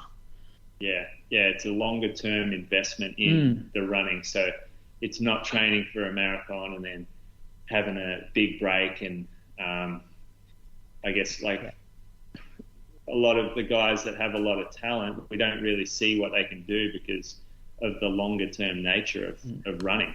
Because like I'm even finding the last month, like I haven't really run hard in any sessions, even though I feel like my fitness is actually improving every week. But I'm also finding that it's easier for me to string together, 130k of training. Like I could easily increase the amount of volume I'm doing because I'm not actually pushing that hard in the sessions. That's what we're talking about with those workouts the other week, weren't we? Like turn the intensity of the workouts down, do some more jogging. Yeah. I would say that for most people, like for us, if I was to have a fresh body, and I would go back, I would say I'm going to actually, and my goal was to run 2:10 for a marathon. I'm going to go away. I'm going to remove myself from outside stresses like work. Just go to Kenya, like Jake Robinson kind of stuff. I don't think I would. Yeah, it would be something similar to that. You'd have to do that, wouldn't you? You'd have to cut off everything else you have going on in your life. Yeah, which is huge for us to do, because it's like, we got, if you do that, then you never meet your wife, you never have your kids, you never have your, other successes you got in your life. Exactly. Like you have to fully commit to it, like properly commit to it. And that means making massive sacrifices like that. That's just but like they'll run a path. I mean, if you see, like, look at what the Robinsons have ended up doing, like they made that their path. They probably don't look at that as a real sacrifice. They probably look at it like, this was our journey now. But yeah. But then I also would look back, and I'm sure you would as well, Moose. If 15 years ago somebody told me that I would run 2:17 for a marathon, and they told you you'd run 2:14 for a marathon, 15 years ago you'd take it. Absolutely, you'd take it. When you started the podcast, I reckon you'd take it for sure. Yeah, and that's just, I remember when you ran 2:18, I couldn't believe it. Yeah, and so yes, sub 2:10 is amazing, but I think anybody can relate. Like anybody can take this advice on board, and it's like if you stick at it and you don't nail yourself week in, week out, and you string together the consistency, you can actually end up being pretty proud of what you've achieved, regardless of what time you've run. What about this one for you, Moose? Would you rather be a well-rounded business owner, father, married, and have a world champs in 2:14 next to your name, or just have a 2:09 next to your name? Well, you can't take there's no way you can come and say, would you rather not have your kid? Yeah, I know. But what I'm trying to make is there's only one answer to that. Of course, I want the second one. Take out the business owner part and say you can have your family in 2:09, and then you work, like you slave away or something, or you do something that you don't like, then the 2:09 becomes more attractive, because that's just money, right? And I know, like, I'm at my happiest when I'm running really well and I feel good. Like I came home tonight with a sore knee. I was fucking like down. I didn't look forward to talking about running for the next hour and a half because I'm fucking sore. Whereas when I listen to you, Brady, you're up and about. Oh, yeah. It just changes our life outlook so much. The point I was trying to make is I would take a rounded life in a 2:14 and getting to a very high level than being caught up on just being a sub 2:10 marathoner. Yeah. What was old Nathan Hardigan saying? Like, you can't make a house out of Australian singlets or something like that. You can't. There's a lot of people that dedicate stuff and then you look at them and they go, oh, when you're finishing the sport and you've got nothing to show next to your name other than maybe a quick PB here and there, can be quite sad for some pros coming out of the sport. When you're younger, it's okay. You don't probably I could happily go through my 20s living like that again, living with just the chase of the fast time. But then things change. Don't think we answered your question at all, Ryan, but we had a good chat about it. I think the bottom line is we just were never good enough to run 2:10. Yeah. Doesn't matter what we would have done the last 20 years, we weren't running. I couldn't even run that pace for half a marathon. Look at Brett Robinson, the guy done 57 minutes something, 59, and he can't run 2:10 at the moment. We're talking about no one in Australia currently being able to do that. Jack Arena will next time he runs one, I reckon. Yeah, so will Brett, actually. Heard it here first. Next time Brett runs one, it's going to go, and it's going to go in a waterfall. It's got to, doesn't it? Because there's so much hype around it now. Yeah. Because everyone's talking about why isn't it going. They need to get to Berlin, I reckon. I reckon Berlin's the spot for it. It's just so fast. Yeah, I don't know. Yeah, there's a lot of fast ones. Yeah, London just seems a bit warm all the time. Yeah. It doesn't seem great. It seems windy and warm. Yeah. I just like Big gaps Berlin. too. Big gaps, I reckon. Valencia, Seville, they seem fast though. They seem, not Chicago, not London. More people too around that time. I think London brings in all the 203 guys, and then there's not many people between 203 and 210. Yeah, there's a lot of the club runners in the 215 to 220 range, but there's a real gap in the middle there. Anyway, train and talk, fellas. Deeks quarters. I talked about this last week a bit, but the workout is, I want to get your thoughts on the workout because I've always done it as 400 on, 200 float times 8, which gets you 4.8 kilometres on total overall distance. You guys do the effort first and then the float? Because I do it the other way. Yeah. I do the float first and then finish on the hard. That's the way that I used to always do it with, or when I first started doing it with Ken Green's group.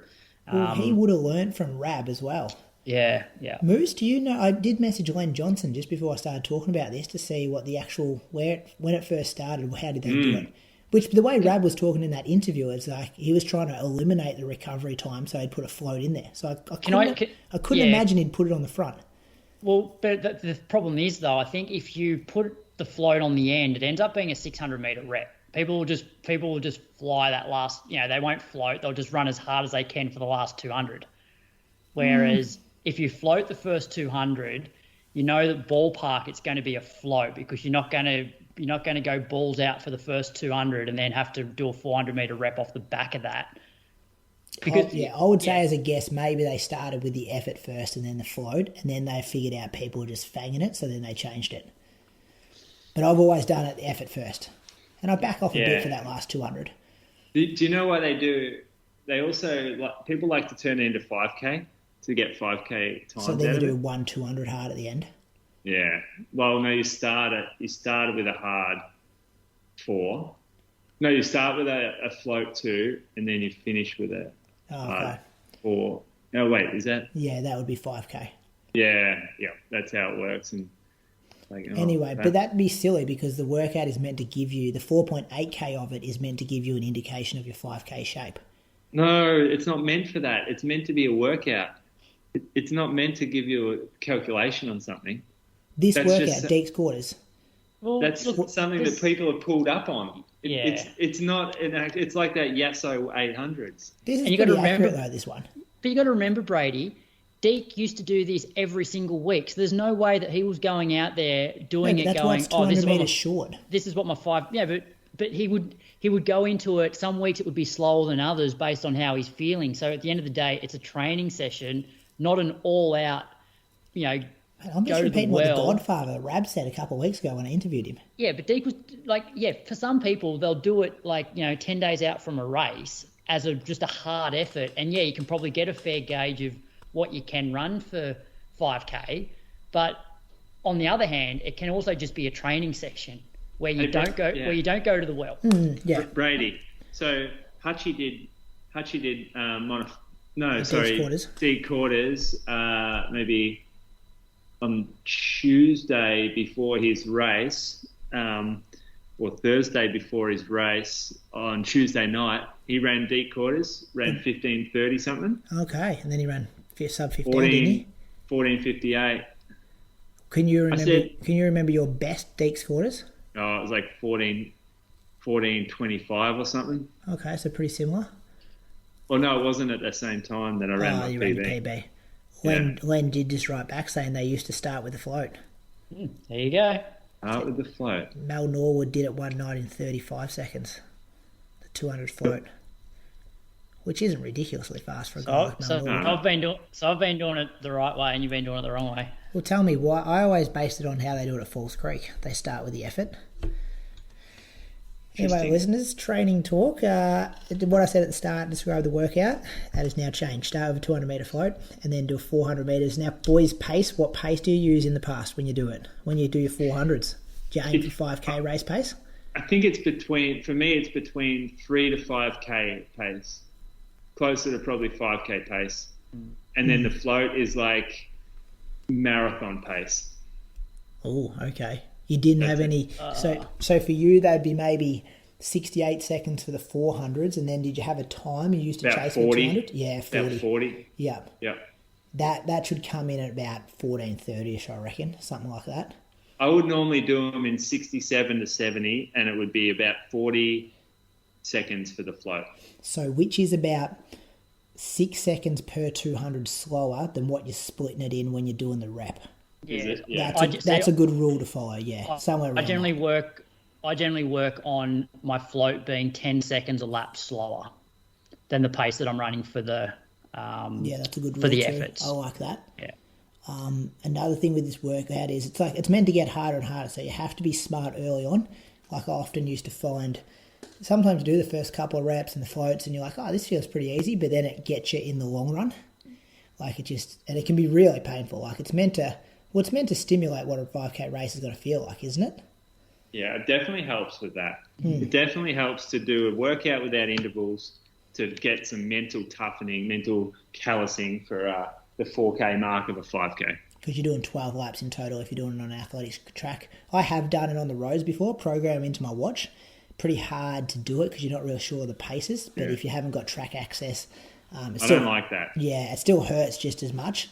But I don't think you can do it as quick as you can do it on the track because you can monitor your pace a bit more. And the pace over those short periods, what it's telling you, your lap pace on your GPS, is jumping all over the place. So you kind of just got to do it on feel and maybe just do it off the beeps and then see what it is at the very end. You do this with obviously easy days before, easy days after. I'd call this an A workout. Like it's going to hurt, even though it's only 4.8K.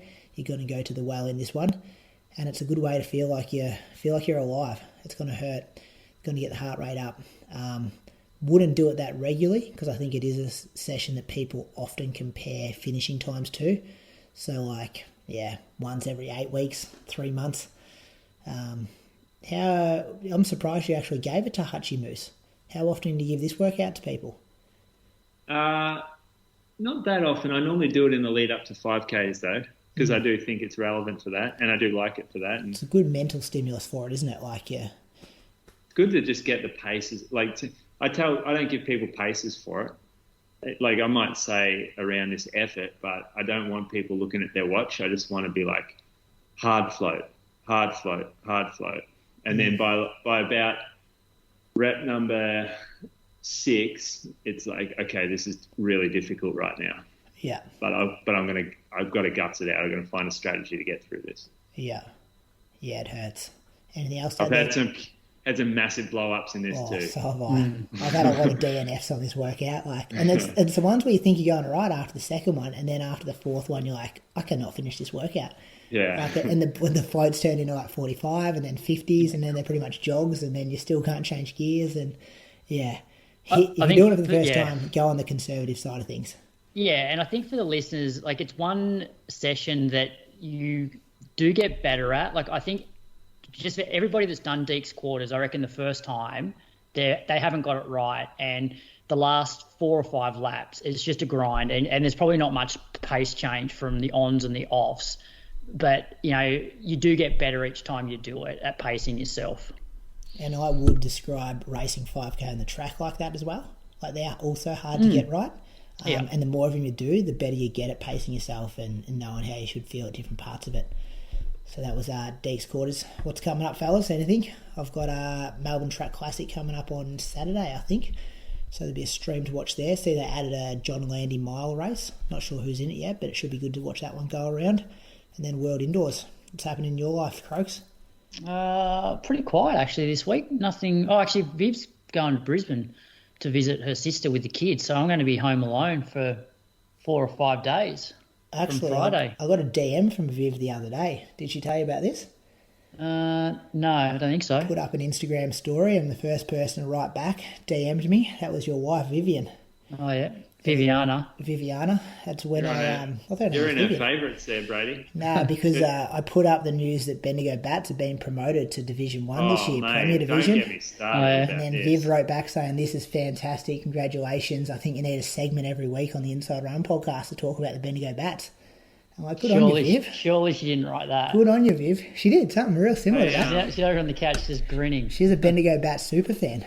There were several people on the long run I had 247 DMs after that Instagram post. There's a lot of Bendigo Bat fans out there. And my first thought is, good on AV. You haven't earned this promotion. You must let them fly. Feel really dirty about that. Everyone else has earned their way to Div 1. And you've just been gifted it.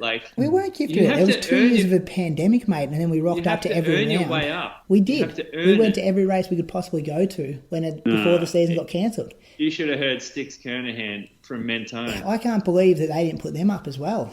The Mentone Mavericks. There were some, even had some Bendigo people on the run, and they were they were not. Everyone is happy. It's good just seeing this is bullshit. These boys, they get gifts. They're not going to learn how to earn things. It's just good seeing something going right for the little guys in the sport for once. Just the blue collar guys from the country, just trying their best in the sport. You start doing this. You start using discretion-based promotions. It just turns into a mess. It's good for Athletics Victoria. Real good for them. If, say, Geelong gets put down next year, right, I'll be calling first thing. Hey, we're coming back up. You put Bendigo up, we're coming back up. Who do I have to speak to around here? Because 2 people are going to go down this season as well instead of 1. So there's 2 teams getting kicked out. Well, we just got to survive, I think. That's what happens when you first go to Premier Division. You just got to try not get relegated. So, and it'd be good to be there, though. It'd be good to become the best. Feels a bit sleazy, to be honest. It does not. It's good for the sport having the most dominant team up there, I reckon. The little boys from Bendigo. It just gives me shivers thinking about what you had to do to someone to get up there. They're really rattled down there, Croaks. They know they're in trouble. That's why. Croaks, honestly, step back. What do you think? The Geelong Goldfish are in big trouble. You don't promoted without actually. You don't want my answer here, Moose, because you guys weren't even fielding teams. If you take off your, I don't know which hat you got on, whether it's Geelong or your Ballarat hat, but the Bendigo Bats were dominant in Divi 2 last year for the races that they ran. There's no way that if they rocked up every week that any other club was going to beat them in Div 2. Put that on 2014 season, we were 5th place halfway. We won every round to finish on top. The season doesn't end at halfway. No, the season ends at the end at round 10. But there's no way that there's the depth in the other clubs to beat the Bats. Don't know that We were also beating all the Premier Division teams as well, Croaks. That's an even other argument. We proved it. We deserve our spot, Moose.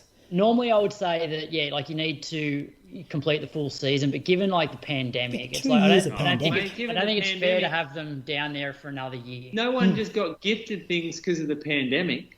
Well, let's just see You how don't the just season get goes, gifted Moose. your marathon time. Let's just- The race was cancelled. Oh, here, have your medal. Have Let's you just, finished your medal? let's just see how the season goes. Let's just see what happens in the season. If we have a real poor season, we'll get relegated. Okay, here you straight go. out. So, Moose, which club are you running for this AV season? Oh, I work Saturdays, mate. No, No, but like Won't even all right, rock up. which club are you going to be with, Ballarat or Geelong? Haven't decided that yet, actually. Well, whichever one you decide, Brady, you should put a case on it. Whichever. We'll put 2 cases. 'cause case. We'll talk about case. I owe Moose a slab from the Nagoya results yesterday, so maybe 2 cases. Yeah, so there you go. So Yeah, Brady, Moose, if let's you're let our confident, feet do the talking, not No, our I'm mouths. not. I can't put money on people that Walk the walk, mate. other people.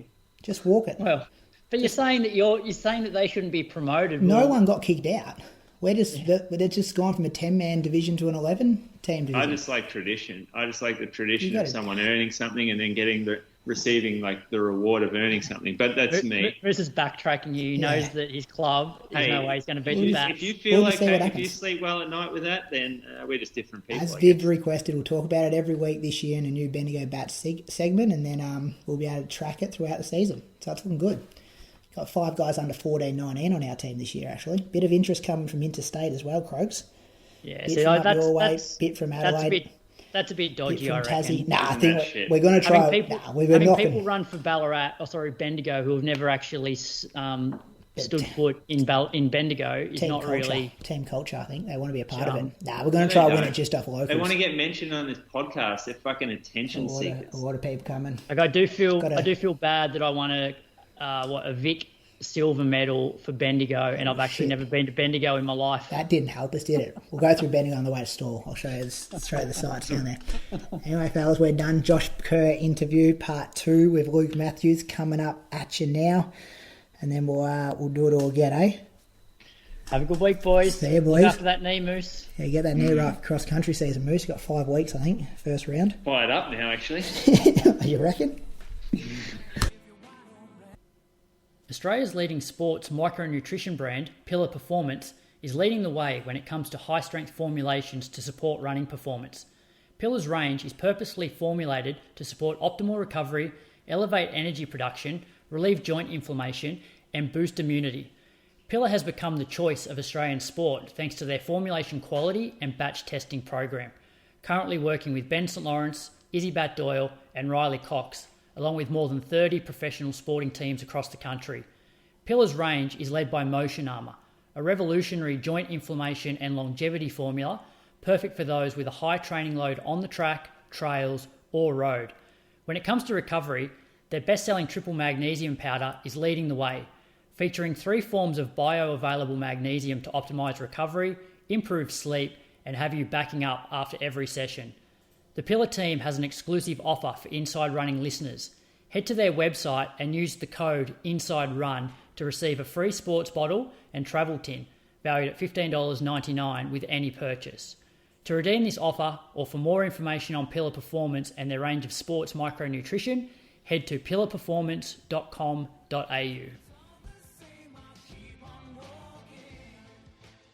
Really hard, and then I'm watching these Edinburgh AC athletes on a world stage doing really well, but there's no in between because none of us really train there. And so I'm trying to provide that middle step to be like, all you need to do is, be really thoughtful in your next steps, like the university that you choose, or if you don't go to university, what brand to choose and what you can do to be in our position, because there's no point of us being there and pretending, just because we're wearing an Edinburgh AC vest, that everyone's then going to continue to get there. Our goal, I know that Jake Whiteman and Chris O'Hare was really good at this. It's like, how can we bridge that gap? Because Chris was the one that bridged the gap to get to university for me, and then bridged the gap to get to professional. And then I want to be able to bridge those gaps back for those athletes, because everyone works so hard, but no one really knows how to get there. And so, yeah, that was a fun time to go back and take that medal back. And we were there for hours. I was putting the medal on every kid, and they were loving it, and it was great, but it took a while. And it was just one of those things. It was like, I'm not going to stop doing this until someone doesn't want it. And I feel like that's our job. If we're going to continue to be proud of this club success that we have, let's keep giving back to that club that's given us that success. Yeah, absolutely. No, it's that's really awesome to hear about that. Just okay. So now we're into the pro year, and I don't want to gloss over too quickly 2018 and 2019, but 2018 you obviously had a bit of adjustment. You just joined the Brooks Beast, new city, new coach, new everything. But that obviously set up a really successful 2019. And 2019 you opened up, well, maybe not opened up, but you ran 3:35. I think in Birmingham in the world record race. And then leading up to 2019, I think you came second at the British Championships in, I think, an amazing British 1500 final. You did the typical Josh Kerr going hard from a long way out, and somehow Neil Gurley won. But then obviously took that momentum into the World Championships. He ended up finishing sixth. And without glossing over too quick, I do want to talk about Doha. Because Doha was an amazing 1,500 metre final. You had Timothy Chariot, run 3:29 to win. I thought Jacob was going to run away with a medal. But what I thought was amazing was you had three British athletes in the final. You came sixth in 3:32, which is incredible. I think you dropped your PB down from 3:34 to 3:32 in that race. Is that right? I think I ran 33 that in like May or June or something at that Brooks PR. But yeah, that's Seattle. Yep. Sorry. So yeah, you ran 3:32 in a major championships final, which is just incredible. And the fact that 3:32 gets you sixth is mind blowing. Oh, maybe not considering when you look at Tokyo, but at the time I was just thought that was ridiculous. The one thing I took out of that, which I thought was, I wasn't quite sure what to make of it at the time. I was just like, wow, maybe he's just saying that for the sake of it, was that when you pretty much said almost after that Doha race that you were disappointed that you came sixth and you were disappointed that you didn't get a medal, because there was a moment on the back straight in the last lap where you said, okay, a medal's mine here. How, I don't know. It's like, I just find it amazing that you've got such this amazing high standard that you set yourself. Yeah, man, I respect my time very much, and I hate losing. That's the thing. Is there was two things that happened there. First of all, when you're sixth in a World Championship final, you get nada. You get no medal. You get like $2,000 from World IWF, and you walk off thinking, what the hell just happened? I feel like that was a good performance, but I'm gaining nothing from this, really, from my career. So. Yeah, it was a big moment where, okay, I was like, yeah, that's much better than it was in 17. But this isn't what I'm here for. I'm not here for sixth. No one remembers sixth place at a world championship when someone's just ran away from it and kind of embarrassed us all a little bit. Chariot ran so well that day, and it was two different races. And so, it was, I'm not here to be sixth place. I work hard like everyone else does. I'm not saying I work crazy harder than everyone else, even though everyone pretends that they work harder than everyone else. We all probably work very similar amounts. And I came out with six, and I was just like, I didn't spend my whole career and move halfway across the world to not see my family on a weekly basis just to come sixth. And so I was like, there was a moment there where I felt like I had that medal, and I told myself I would never have that moment again and not have a response. So I worked on that really hard. And that's what you saw in 2021 was that the difference between those 2 years was I worked on that exact moment that it would never happen again. And so that's what I took back from that major champs was, this is where I need to get better. And that's specifically what we're going to work on for 2 years. And I was able to prove that in 2021. Yeah. And you spoke about that moment where you didn't want to let the medal get away from you. One thing I did notice, which you opened up the outdoor season in 2019 with, I think, a 13:28 5K. And then one of your first races in 2021 was a 13:23, I think it was, for the 5K. Yeah. Was there more of an emphasis on that aerobic engine leading into the Tokyo year? Yeah. Yeah. So we had that off year, obviously, in 2020, the COVID year. And so we just worked massively on strength. And that was it was like a whole year to practice our weaknesses. And so, again, I wasn't injured. I just worked every day with one of my teammates, Henry and Danny, and we just that's what we're going to work on the whole time, and let's make the 5K better. And it didn't get much better, and I hope to take a chunk off that this year. But the 5K is hard, and I knew if I could get better at it, then I would be better at the 15. but I only do one a year. So whatever I run as my opener in like 6-8 weeks time, that's going to be the definition of my 5K that year. So yeah, I do enjoy it, but that's what helps that last kind of 250, maybe even 400. Yeah. Well, look, I mean, I don't want to set your ceiling too low, but 13:23 for a 5K is pretty bloody good. I reckon maybe for your next 5K, go and run at a BU, because I think Ollie just ran 13:07 there, so you might be a sub 13 yeah. BU.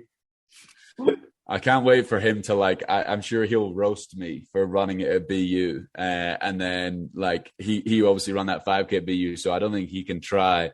But I think he'll forget that he ran his 5K PB at BU if he's going to roast me for that. But yeah, good laugh. Yeah. Okay. So yeah, I feel like pretty much the goal, tail end of 2019 and then the fourth year off of 2020 was to really emphasize that last and that strength, and being able to do that in your third 1500 at a major championship. So yeah, set the year up great with a 13:23 in 2021. Also, just quickly touching on 2020, I think one of my favorite Instagrams of that year was, because I don't think you'd run at all in 2020, and then you ran one of those big friendlies or one of those races in Portland, and you ran 3:34 and you dominated everyone in the field, and you just said something like, "Oh, I hope you haven't forgotten about me," or something like that, which I thought was really cool. Sorry, that's just me being a bit of a fanboy.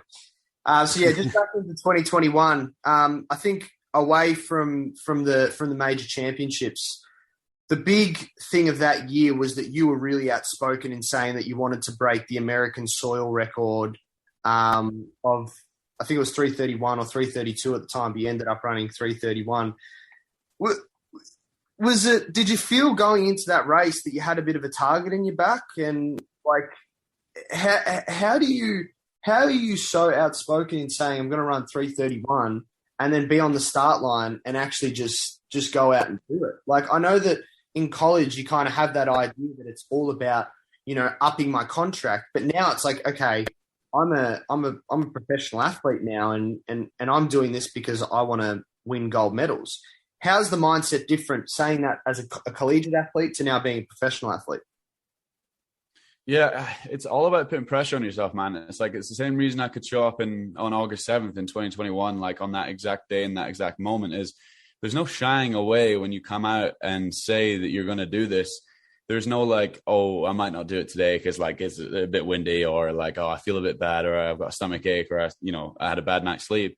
It's it's the same reason that I believe in British 1500 meter running. If you're in the top 3 after the championships and you have the qualifying time, you should automatically go to the major championships. I don't think we should ever take a 4th place, a 5th place, a 6th place, whatever it is, because you're turning up on the right day, and this is what the sport's all about. And so as long as I continue to practice turning up on the right day and putting a bunch of pressure on myself and be able to handle it and know what it's like coming August 7th to one of a career-defining moment for me at the Olympics. It's just another race for me. There's no extra pressure that I'm putting on myself, because this is the same amount of pressure I put on myself all the time. I set myself up to get embarrassed a lot, but I'm able to kind of wheeze my way out of things, because I knew I was ready to run 3:30 or 3:31, and so I was like, you know what, I think we can run the soil record. And I love poking the bear, the old USA milers, having fun with that.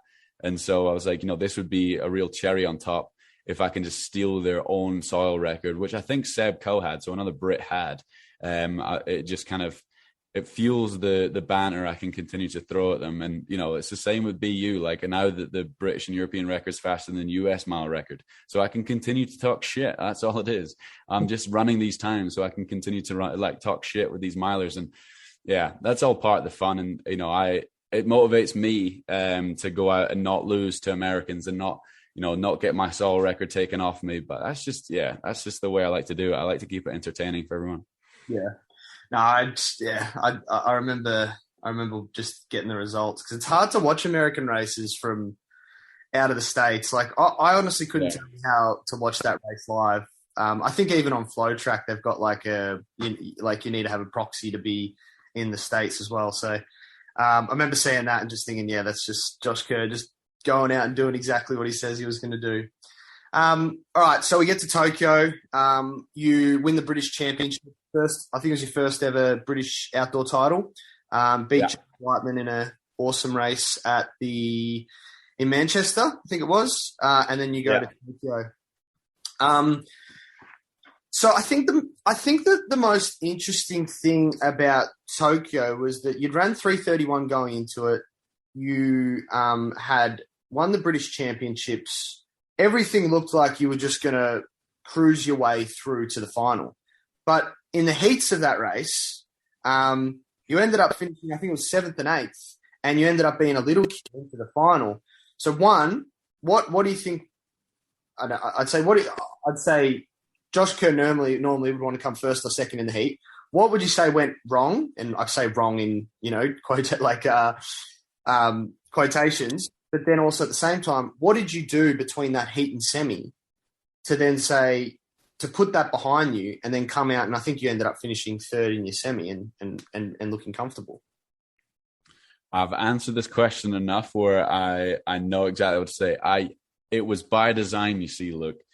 So Danny tells me afterwards that he knew I was going to feel like shit in the first round, but the goal was because you can't feel amazing every round. Everyone has a round where like, oh, that didn't feel great. And like, your goal is for it not to be in the final. But because we knew I was in great shape, as long as I didn't make crazy amounts of mistakes, I would have been fine. Like I got dipped by like 0.0 something to, get the first small Q in the first race. So we nearly got away with it. And I made a million mistakes, but I also by design felt that bad. But I didn't know it. Danny had kind of trained me that with the sessions that we did and the days that we traveled and stuff. But it would have been nice to be in the know that I wasn't going to feel great. But yeah, from the gun, I just felt pretty terrible. And then I got super frustrated and made some really bad moves and then pushed from a far way out. Because in my head, this makes sense in my head. It didn't make sense in the day, but with 600 to go, I was like, okay, I feel horrible and I'm at the back. And so what I'm going to do is I'm going to push really hard from far out so that we run a fast enough time that worst comes to worst, I'm a small Q. Yep. That's what happened in my head. And then so I pushed really hard and then I nearly got away with being a big Q, but it ended up being fast enough where it was fine. But yeah, super embarrassing moment after coming out saying I'm in this crazy shape and I'm wanting to win and things like that. Because I remember walking through media afterwards and they were like, you said that you were in like 327 shape and you just were 7th in a 335 race. Like, why are you lying? And I was like, tough. But yeah, that was a tough moment for me. But again, everyone gets humbled at some point, and sadly, that was my humbling moment because of how hard the Olympics is. But yeah, that was tough. But we got over it and we got through it. But yeah, by design, you see. Yeah. But yeah, what were the conversations that you were having with Danny between the heat and the semi? Was it just a reminder to yourself you are in 327, 28 shape, or was it just you just being like having that not typical, but that chip on your shoulders, being like, fuck these guys, they're counting me out now. Yeah, exactly. I think when you nearly get knocked out in the first round of the Olympics and you might be on the first flight home, you don't really take much more for granted. Like I was coming in thinking that I was one of the favorites and then I nearly get knocked out in the first round. So the second round, I was very much humbled and kind of knew that every step was a bit of a lucky one for me. So yeah, it was the mindset of just, we got to get rid of those negative thoughts about how that first round went, and we're just going to get after this next round because no one's going to remember how bad I looked yesterday when I'm beating them today. And I just remember Danny saying something like, it's going to be a hell of a story. And I thought, in the moment, I hadn't run the semi-final yet, and we had a day in between each round. I was like, yeah, you can't, saying that now, I can say it's a hell of a story, but like saying it when you have a mountain of work ahead of you of the semi-final and the final, it was just a bit like, yep, lots of work to be done then. Because I think Clayton in 2016 might have got a small Q in the first round or the second round or something. And so he was like, he was able to get a medal off of that. Like, you're not out of this. You just got to get back into that mental spot. Your body's going to feel better the next round.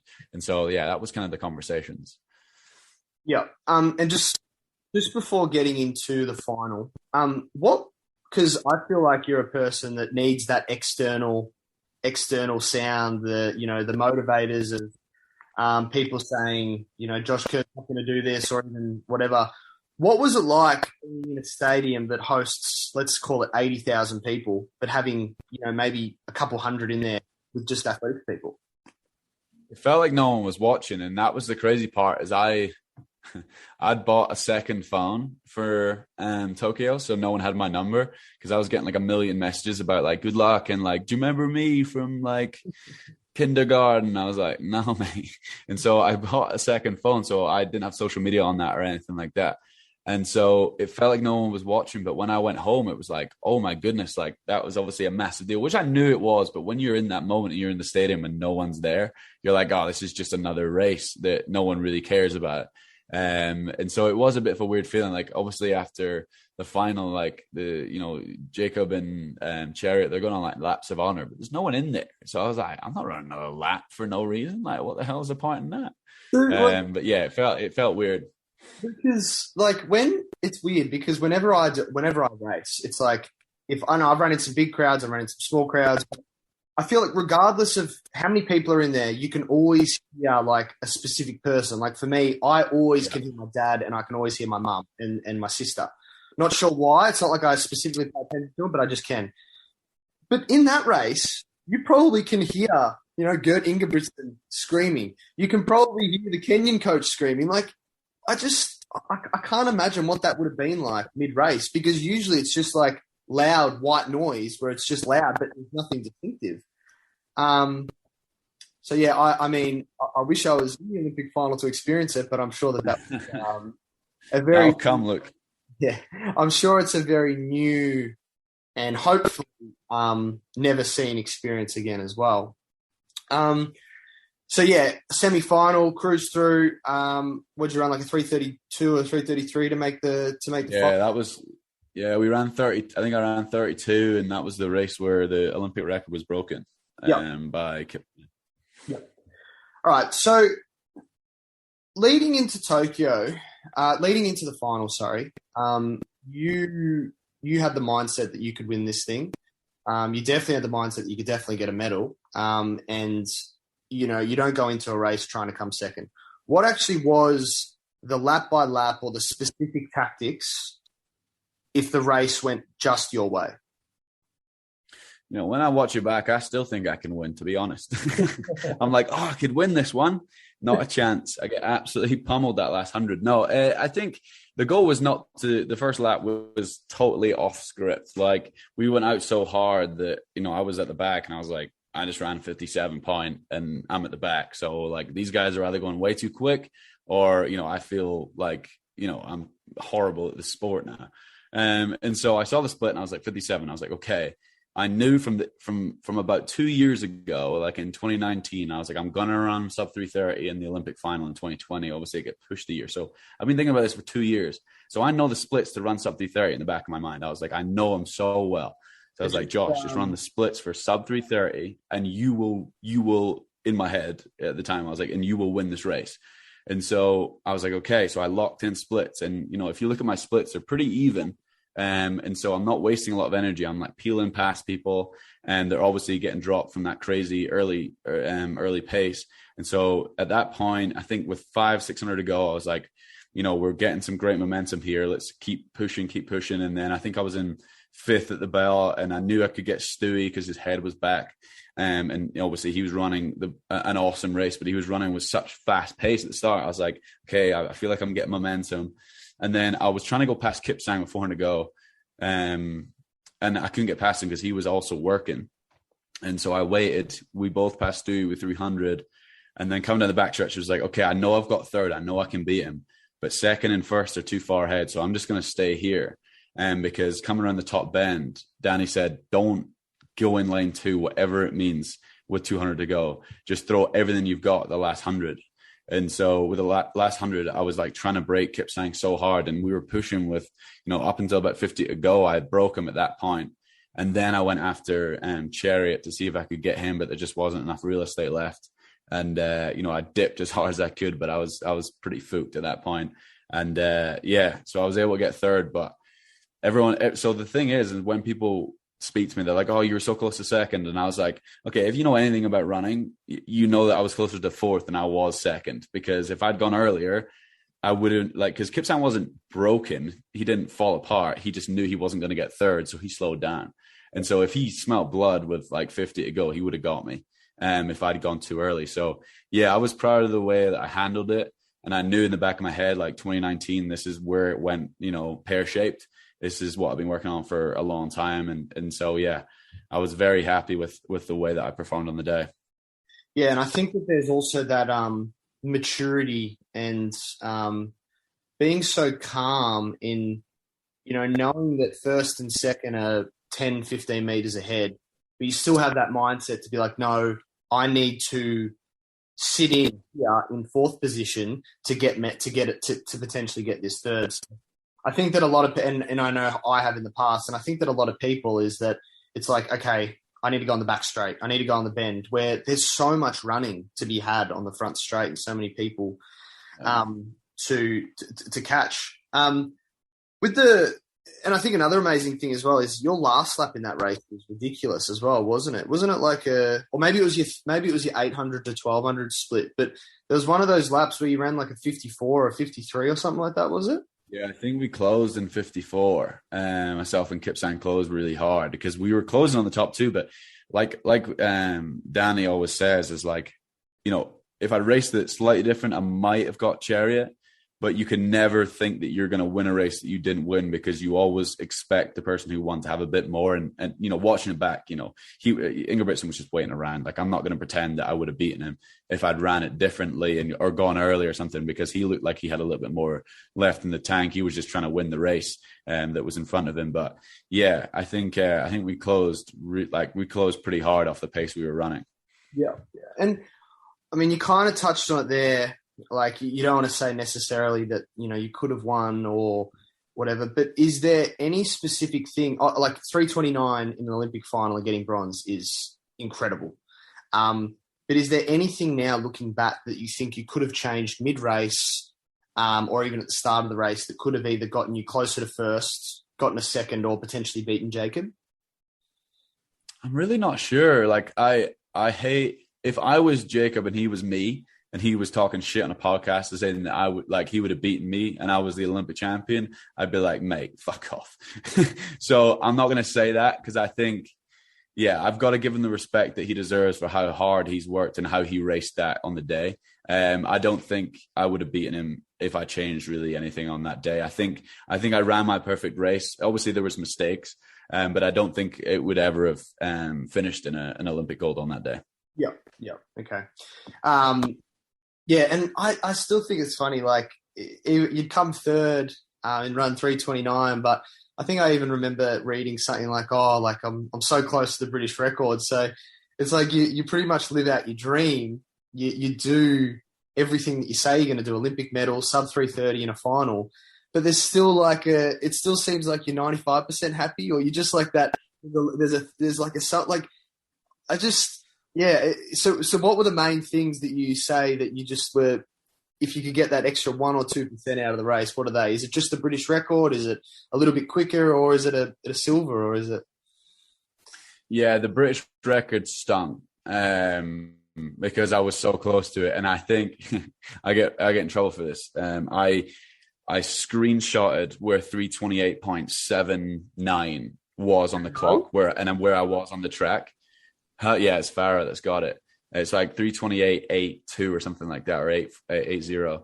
And so when that time it stops on the clock, and where I was on the track was probably about this. Yeah. And so I had that as my lock screen for about 3 months, just to piss myself off every time I opened my phone, because I've been wanting that record for a long, long time. And if I don't put my act together, another Brit might get it before me. I know I'm going to hold it at one point in my career, but am I going to be the first to get it? I'm not sure, because of how good Whiteman is, how good Gurley is, and Hayward and things. So, yeah, it's like I really want that one, and that I was so close to it, and that really annoyed me.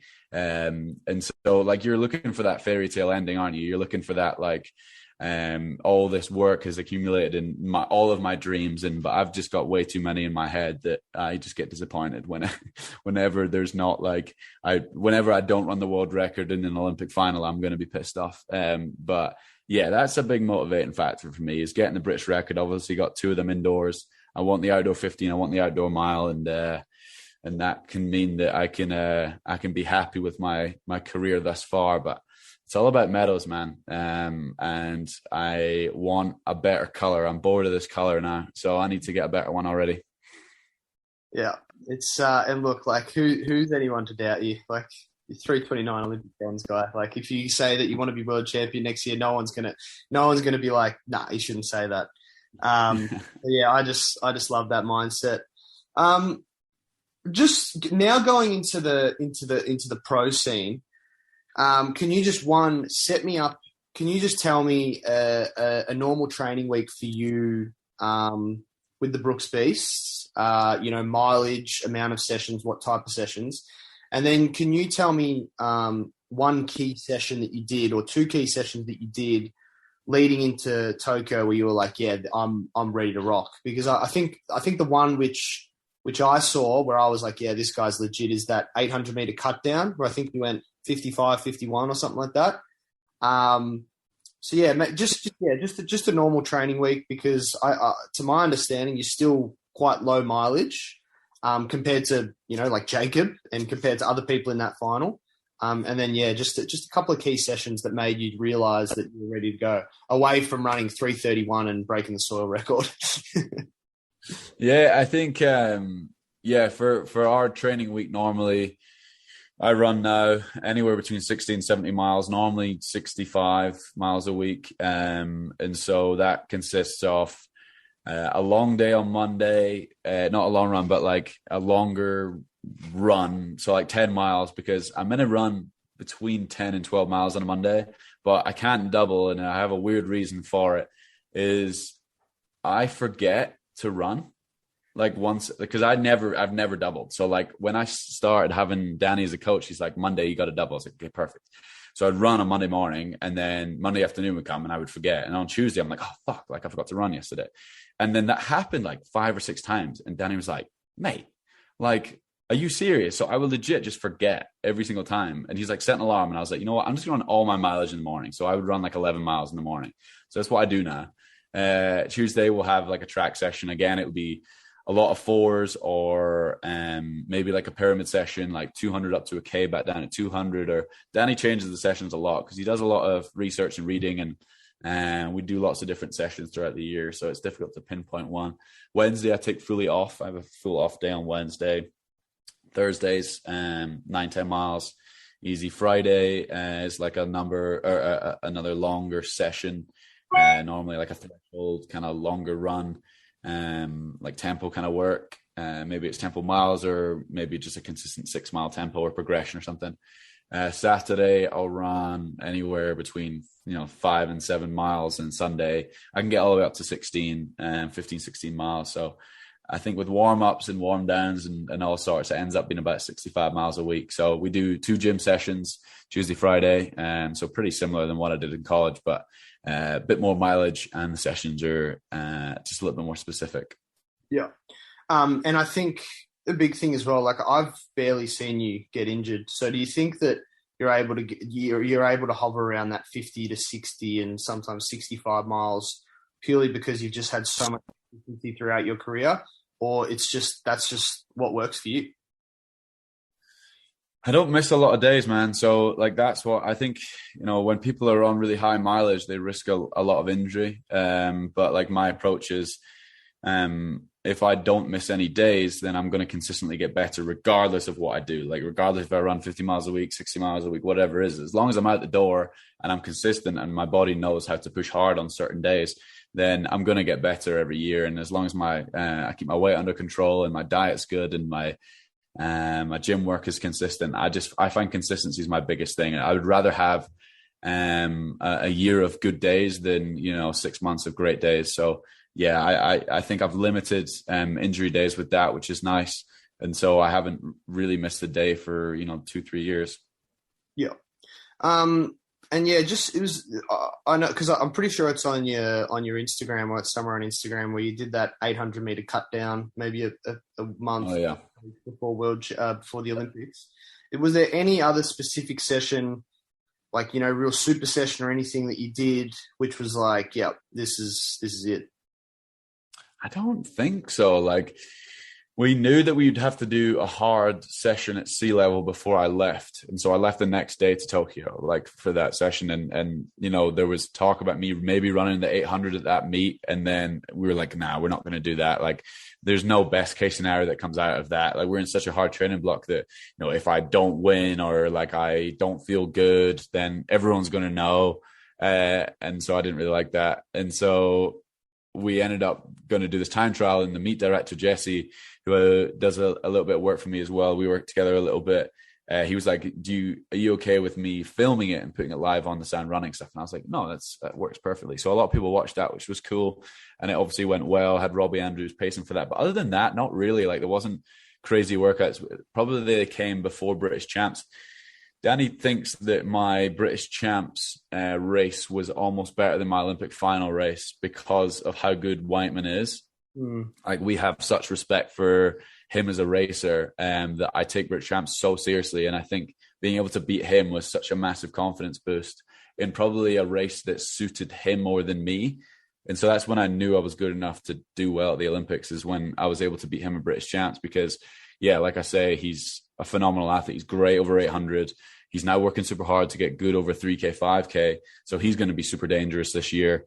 And he has been every year. So that race was like a big one for me, that I was super proud of, to be honest. But my sessions aren't fancy, man. Not normally. I know that one was on Instagram, but it's normally just, day in, day out. We're just grinding. There's nothing too crazy about it. Yeah. Well, the way that you said that is that 800 meter cut down was almost more like a race than it was a session, because you almost ran the Sound Running. And yeah, just back on that British Champs, I know we did kind of gloss over it quickly, just because I did want to get to Tokyo, but I think it's amazing the depth of 1500 meter running in Britain now, that Charlie Grice is a 330 guy. He's the, what would he be? Fifth quickest, or? What's he? He was fourth when he ran it, but he'd probably be down to like fifth or sixth now, wouldn't he? Yeah, I don't know. I'm not sure. But a guy who's ran 330.5 hasn't made the last two majors is pretty ridiculous. Which is 3 majors, isn't it? He didn't make 17 either. Oh yeah, 17, 19, 21. Yeah, it's crazy. That's just how crazy and hard British Champs is, and you just got, again, like, there's no room for error in our British Champs. And I think it should stay that way, genuinely. Like, if I'm fourth at British Champs this year, I don't believe that I deserve to go to World Champs, because if we can continue to put people on the team that are good enough to be good on the day at British Champs, I think they should be good enough to go to the World Championships. And we're going to continue to have a fantastic British team for years and years to come if we allow those athletes that turn up on the day at British Champs to have the experience of going to a major, and not just kind of picking our favorite athletes that we think are going to do well. So yeah, it's a tough championships, but I do enjoy that part of it. Yeah, absolutely. And you kind of touched on that. You kind of touched on something that I was going to mention as well, is that Jake is obviously focusing really on his more aerobic side now. I think he ran a 7:37 3K indoors, which blows my mind that he ran that, considering he can run 1:44. It seems now that the 5K, pretty much in this post-Rio era, has really gone to the more 5K strength guys. How do you see the landscape of the 1500 meter going over the next few years? And what do you think the things that you're going to implement to potentially go from coming third to being a world champion, Olympic champion in the future? That's the thing, is like, it's a tough question, because you want to say, I'm going to change this, I'm going to change that, and this is what we're going to do differently. But I feel like I'm doing things well. I just need more consistency with it. I need more years of experience with it, and that's the only thing I can really say, because I believe that if I can continue to be in 327, 328 shape, which I think I could have ran if we ran it like a Monaco and it's a one-off race and you're on the rail, like, I think I could run that fast. If I can be in that shape on the right day every year, I'm going to get one of them, man. That's all I can say. So I don't feel like I need to change much. I just feel like I need to continue to turn up on the right day and enjoy my training and feel good under pressure and continue to perform. That's all it is. I don't feel like I need to change much. I just need to keep doing what I'm doing and not miss days. Yep. Perfect. Okay. All right. Now there's another one, I suppose, like, a little less serious. Who are the people on the international scene or even on the British athletics scene that you really enjoy racing and you just, you walk off the track and just like, that was a good battle. You kind of touched on Jake there, but you've also had some good international experience as well now. Yeah, I think, the more I can race Jacob, the more. I don't think I've beaten him yet. I think he beat me at like under 20 Euro cross when he was like, I don't know, like fucking 12 or something. But yeah, I would love to race him more because he's the best in the world and that's what I want to do. But again, on the US side, I enjoy racing Ollie. I think people can get hype behind that. Maybe Cole Hawker as well and make the Americans think that they're going to win something. And so that, I think those, getting the eyes on the sport, that's what I want to do. And I want to race in races that people really care about. So whoever's good on that, in that month or like who's hot at that point, I want to race. And I'm not scared of losing, man. That's the thing. And it's the same thing with Milrose is I will go out and try and push and we'll try and make it a fun, exciting race to watch for everyone. And hopefully I can come out on top. But if I don't, like, I'll shake that person's hand and say, too bloody good. But I do enjoy winning, but I'm never going to be scared away from someone else's competition. I don't think you can be at this level of sport. Yeah, perfect. It's the 1500 meter at the moment is it's such a good event to watch, and the thought of potentially getting back and competing against. You're going to come back for the 8 or 15. Yeah, mate. Anything at the moment. But yeah, the thought of potentially doing 15s in just Australia is ridiculous, considering like Matt Ramsden, who's a 334 guy, isn't making the team, is ridiculous. Yeah. Gregson's 331 and, not making it either. So it's like, just shows the depth. And then you go internationally and it's even more ridiculous. I want to get this on as well, because obviously you've been on the other side of this. And now Brooks have brought out a spike. What are your thoughts on this whole super spike era? And what is it like being almost on the outside of it, being with Brooks, and then being a Brooks athlete and wearing the Dragonflies? So, I think most recently, obviously, we've created this phenomenal spike, and I'm so proud of Brooks as a brand to pump the money in, because everyone knows that brands don't make really any money off spikes. And so for them to say, you know what, guys, we're going to work incredibly hard over the next year and a half, and we're going to put you in the fastest spike in the world, it's a ballsy call. And I think it was something that we didn't need. Like, they didn't need to do that. And they've now created a phenomenal spike. And, we are in that era. And I do think that, I had the NCAA record the last time that we before the super spike. So I can still say that I've still got that. But the spikes that Brooks have created have blown my mind a little bit, actually. And I went and shook our head spike guy's hand and said, look, like, you've done something really special here. For people who don't obviously run professionally, those guys are kind of focusing on us to see what our response is, because they can do all the testing they want on their own, but they need us, and we work really closely with them. And so that was, getting back in a Brooks spike was one of the best feelings. And now I'm able to finish races and show that spike off. And I'm just so proud of the work that they've done to put us into that shoe. Yeah. And you'll be running in those spikes, hopefully for the remainder of your career, until they've got new technology and then people start running 3.9 15. Yeah, exactly. So we're working now on the next round of spikes for, the next Olympic cycle. And, I'm working really closely with them. I might try and convince if I can get my name in the name of the spike, but I think we're ways away off that. But we're working on that, and we're getting close to something pretty special for that next round. And we're staying ahead of the curve a little bit now, which is really cool. And we're not chasing, we are the ones leading now. So that's really fun. Yeah. And it must be amazing as well, being at Brooks, that, Brooks Beasts are the predominant, like they are the Brooks group, and you're the best athlete in that group. So it must be awesome to know that these spikes are made almost specifically for you, so that you can beat the world. Yeah. It is a very cool feeling because we're part of a smaller brand that like not a lot of other people can say like they've had a hand in their own spikes, and that's a really fun feeling, and that's another reason why I love being part of Brooks is like they use us so much more than I thought they ever would, and that's a very honourable thing from them. Yeah, awesome. But yeah, I'm looking forward to, obviously, like Nike have created this amazing shoe, and everyone's wearing it.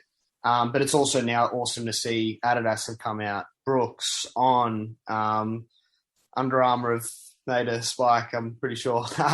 So there's it's just good that technology is evolving and companies are adapting. With the 2022 year, you've obviously got a couple of championships, specifically being European. What are the championships you want to do? What do you want to get out of them? I'm assuming they're just going to be gold medals. And what are the times that you want to achieve for this year? It's like, me, look, Worlds obviously got to qualify. Number one priority, qualify for Worlds. We have the time, just got to turn up on the day at British Champs, like I was saying earlier.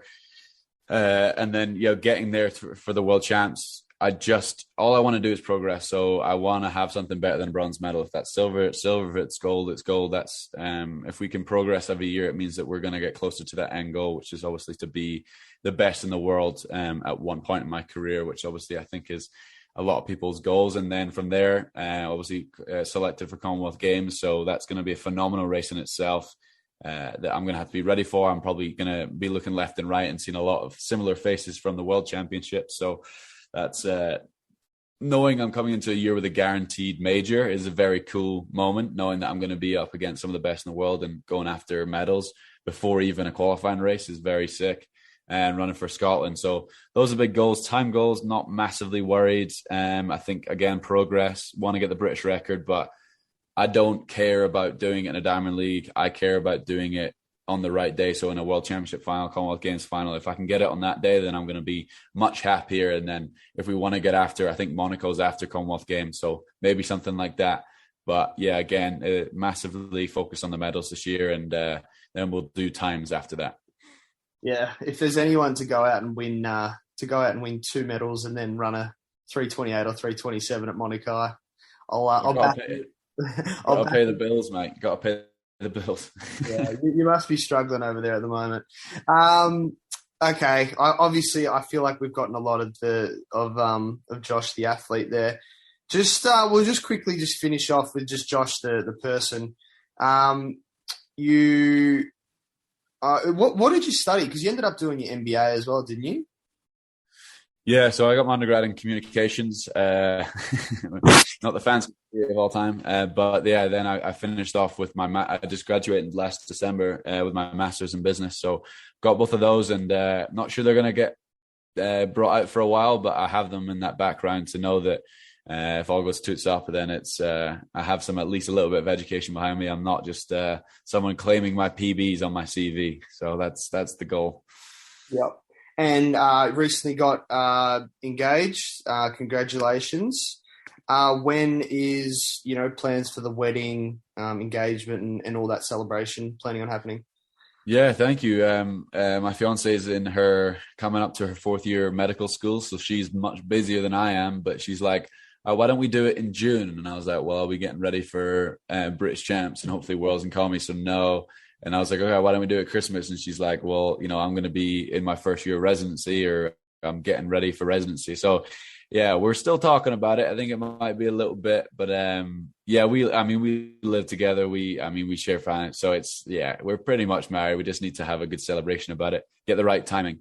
But yeah, I think I didn't really think that part through. I was like, I'm going to get a ring and I'm going to propose, but I didn't think about the wedding yet, but that'll come.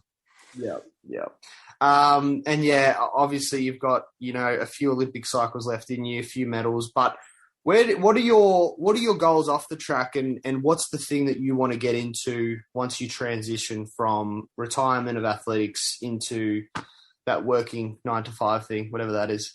Whatever that is. I think I'm quite passionate about the education of kind of collegiate signing professional contracts, even British university students signing contracts, because I think a lot of power has left the athletes recently, and I think it needs to start coming back to the athletes and not the kind of companies and agents. And so I think there needs to be a much greater education for these athletes who don't kind of get told and get left in the dark a lot with the big, massive, life-changing decisions that they make coming out of college or coming out of high school or whatever it is.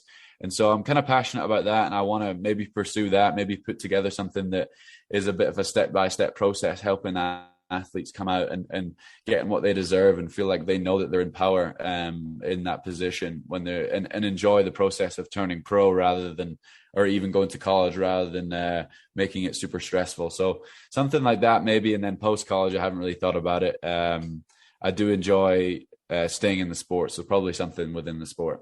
Yeah, I think with that college thing as well, it's you were from the UK, but being Australian, it's a little less now. But I remember when I was considering going to college, it's a pretty tough task. Like, you're literally sending emails that you've gotten from the website. There isn't much of like a system where it's like, hey, we're going to do this. And if you do, you have to pay thousands of dollars to a person to set you up with things. And then even away from that, post-college, it's people have no idea what they're doing. Like, I have Australians message me now being like, hey, like, what should I do here? And I'm like, mate, like, there should be someone at Athletics Australia, and I'm assuming the same Athletics sorting you out. But yeah, I think that you've obviously got so much knowledge that you'll, I'm almost certain that post-college you'll probably get offered something to front up a team. And I don't know, maybe you'll take over Danny Mackey. The last one I actually want to say is just because it is fitting that we are doing a podcast.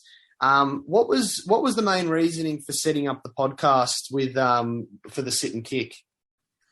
I feel like it changes over time. The first reason was myself, Dave, and most athletes know that post races and all the running media, the questions were all so similar, man. Like, it was all like so generic, and it was difficult because there wasn't many podcasts. No, there was, but like there wasn't a massive amount of running podcasts specifically where we can sit down and talk for, a couple of hours and you really get to know an athlete.